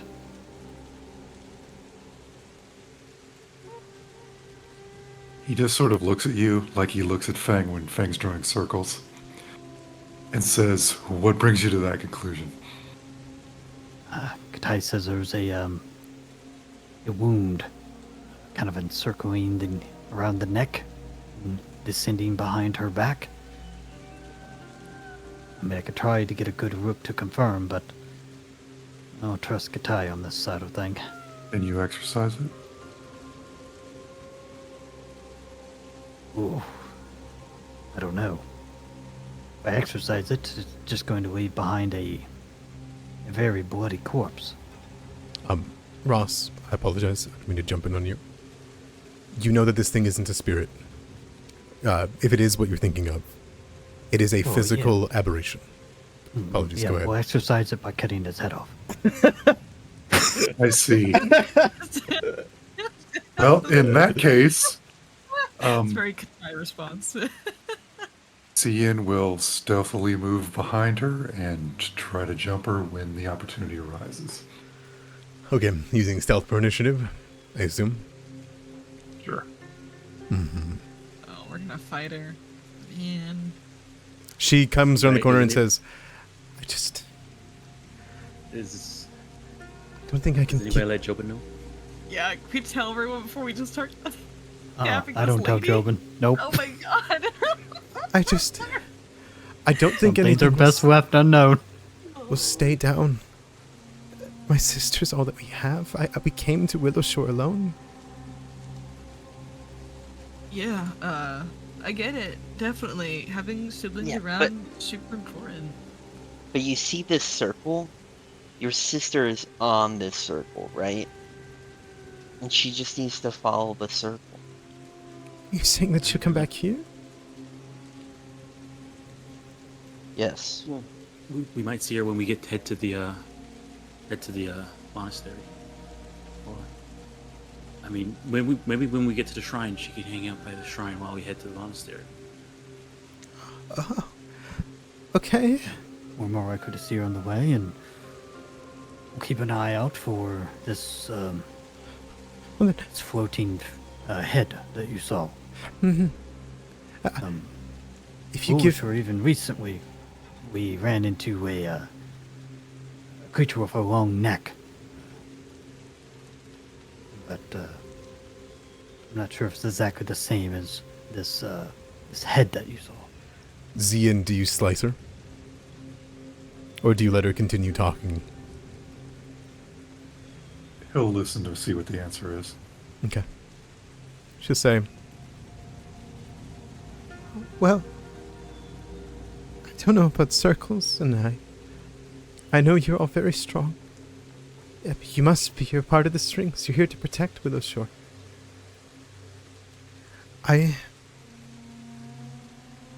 I'll take the food.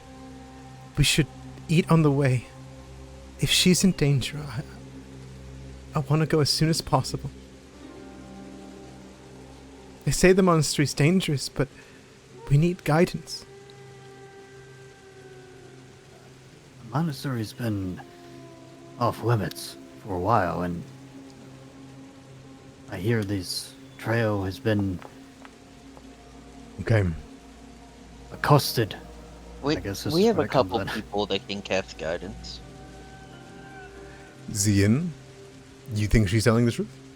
She believes everything she's saying. You also see the marks in her neck. Yeah, How do you vis- how- believe the strings and just cut off this lady's head, or if they're wrong and you just execute a lady for no reason? How visible are the scars on her neck? She's keeping her hands close to her chest with the holy beads, but you can see down the back they are there whenever like the robe gets a little bit taut. They're not visible. They're clearly just you're getting glimpses of faint scars that curl all the way down her neck. Is what's happening. Like I'm whatever able to see Katai the saw, ones on you. Yeah. what Katai saw is there, but it seems faint to you. Okay. Can I tell what made it? Hmm? Can I tell what made the scar? You can roll me a recall knowledge. Okay. I have new skills. It's less level. Because I don't necessarily trust her. No, it's not your forte. It just looks like there is something that was lacerated, cut down, and has faintly healed over time. Man, I can't kill this lady. He doesn't do it. They Well, should we get going? The shrine, we don't. It's raining too. What are we gonna do? Ross, what did you talk to Zine about? did you have a you and your sister have any accidents while you're out here?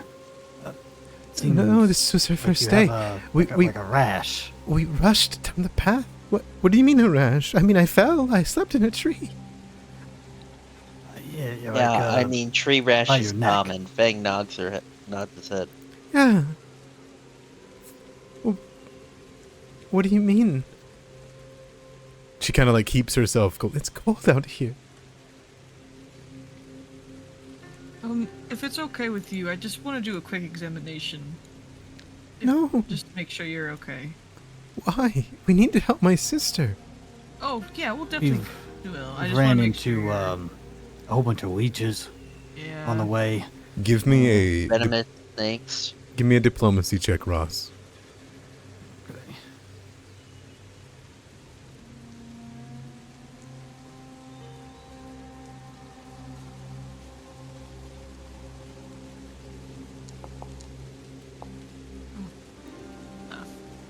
Okay, hold on. We got one hero point. Kills me. Okay, but if we don't leave soon, I'm going on my own. Real quick. Okay, you're gonna kind of move past her holy beads. They are Sangpachi beads. Yeah. Yes. Okay. Yeah. So I'm gonna put my. Oh my god, this is gonna go really poorly. I feel like I am gonna put my hands like on her shoulders, like I'm like checking her for cuts and everything. I know the scar is there, so I'm not gonna like bother, Sure. double checking it's there. I am, however, going to apply pressure and try to pop. Oh. Okay, so you have her kind of reveal her neck a little bit. You do reach say, into the though, sides. Yeah. If there's like a regular human resistance, I will stop. But I'm gonna apply like pressure. I just try to pop it off. Okay. As you reach on there, and she lets you grab her as she's listening to your reason, you put your hands in, you feel her skin. It's wet. It's damp. It's cold out here. She shivers. You place your fingers onto the scar. she twitches as though it's discomforting. Touching scars obviously is. But then you push with your fingers. And your fingers go. And they just slip through the cracks. Oh man. Deep into her head. Down until you feel her organs. And all of you see Yeri look down at her chest in sudden surprise, in confusion, and she opens her mouth to scream. And that's when her tongue rolls out. And it goes, and it goes, and it sloths onto the floor. What the? You watch as What her are you neck doing to her? snaps back and separates from her body. And she turns. As her neck does so, and she becomes this creature, you see her entrails hanging in the air. It pulls her head all the way to her spine off, as though it floats from her body. You see her lungs hold on, clinging. You see her intestines dangling there. You see her chest, her rib cage, everything that a spine could hold on to or is attached to is there. Her face twists and contorts into a monstrous shape, and she looks towards you all with a cannibalistic hunger, unlike anything you all have seen. And she attacks. Jeez. Wow, that's just her whole lungs. Oh, those huh? are lungs? Yes. Yeah. Her whole lungs. Fang says, "This is why you do this." You look down and you watch as that corpse, that person, a normal person's body, crumples to the floor without a head and just begins to Yeah. bleed. I wonder if that was her sister. Ooh. Or her sister's still out there. Or her sister's still out there, and this was. Or became the hag. Yeah. It's just like, Oh boy.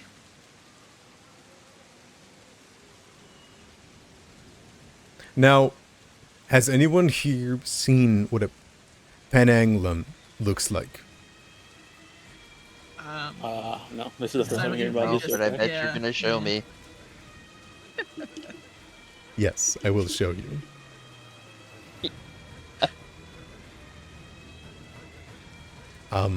They are a horrible creature of mythology. Hold on. As I roll Can you this. put the name in chat? I Name in chat? absolutely can. So you guys pulled away one of her initiative attempts, which is good, but she still rolled really high. I'll put the name in chat, absolutely.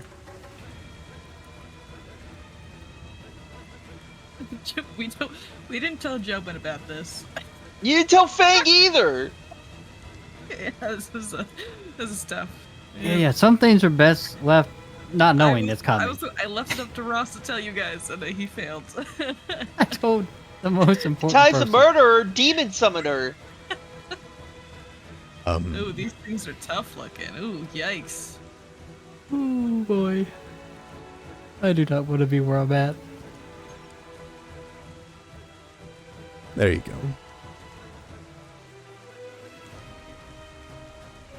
Just a This is like floating my head. fair fuel. Um, God. yeah, you don't know whose body that is that just hit the ground, but yep. All right. Do we want to do one round, or are we good? I think this is a good spot to end off. That's for sure. It's probably a good. Yeah, Yeah, it's probably a good. uh, spot to end. All right, I know Jobin's first thing is gonna be recall knowledge on this. on that fucking thing, yeah. All right, we'll end off there with the Penanggalan coming full circle, or at least being revealed, or at least you've pissed it off enough for it to attack. Yeah, there you go. That's another really good one for Penanggalans. There you go. That's a good art piece. It's like I said, just Horrifying. all of that comes out, and they, in order to eat and all that, they find a new person. Yeah, I'll keep our heads next session. Mm-hmm. Don't lose your heads. Remy, we never made it to the thing that I apologized to you for, or my bad. So we'll make it there next week. Well, Yeah. I'm not gonna be here next week. I'll be in What? Texas vacation. No! Alright, you're gonna think it's so funny then Sorry. when you hear about it. You think it's so funny. Alright. Yeah. Please So, yeah, roleplay okay. Fang calling Kataya murderer demon summoner next week. Yeah. I can do that. Yeah, I'll let Darby play Fang. In that case. That's a good cliffhanger as well. But yeah, thank you everybody for watching. I hope you guys had a good time.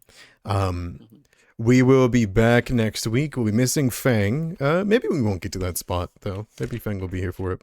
I surely hope for it. But yeah. Thank you guys for I'm also playing. gonna send you some secret messages because there's stuff I wanted to do at the shrine. Oh yeah, absolutely. You can do that. By all means. Feel free, by the way, if you guys wanted to have any interpersonal character talks that you would have had during the rest of the shrine. There's obviously 2 more shrines for you guys to rest at. So retrospection and introspection and just in general, a look at your characters is what this is designed for. Okay. Thank you all for playing. I'm going to end off here. Let's see. Do you want to try to go for some Remnant? After that, dude, that's up to you. I'm willing That's to all try. on you. I'm willing to try. Yeah, if Ren's here, we'll do some Remnant. But does anyone have any quick announcements you want to do before we end off the session fully or end the stream? No. Okay. Fang, is there any other things you need us to do for Fang during next week? No, I'll just DM you what I was gonna do. All right, sounds good. I'm going to end the stream and then immediately re-up it for Remnant then. Thank you all so much for watching Season of Ghosts. This is to the YouTube crowd. I'm saluting you. Take care, everybody. Have a wonderful evening and keep your heads, huh? Bye-bye.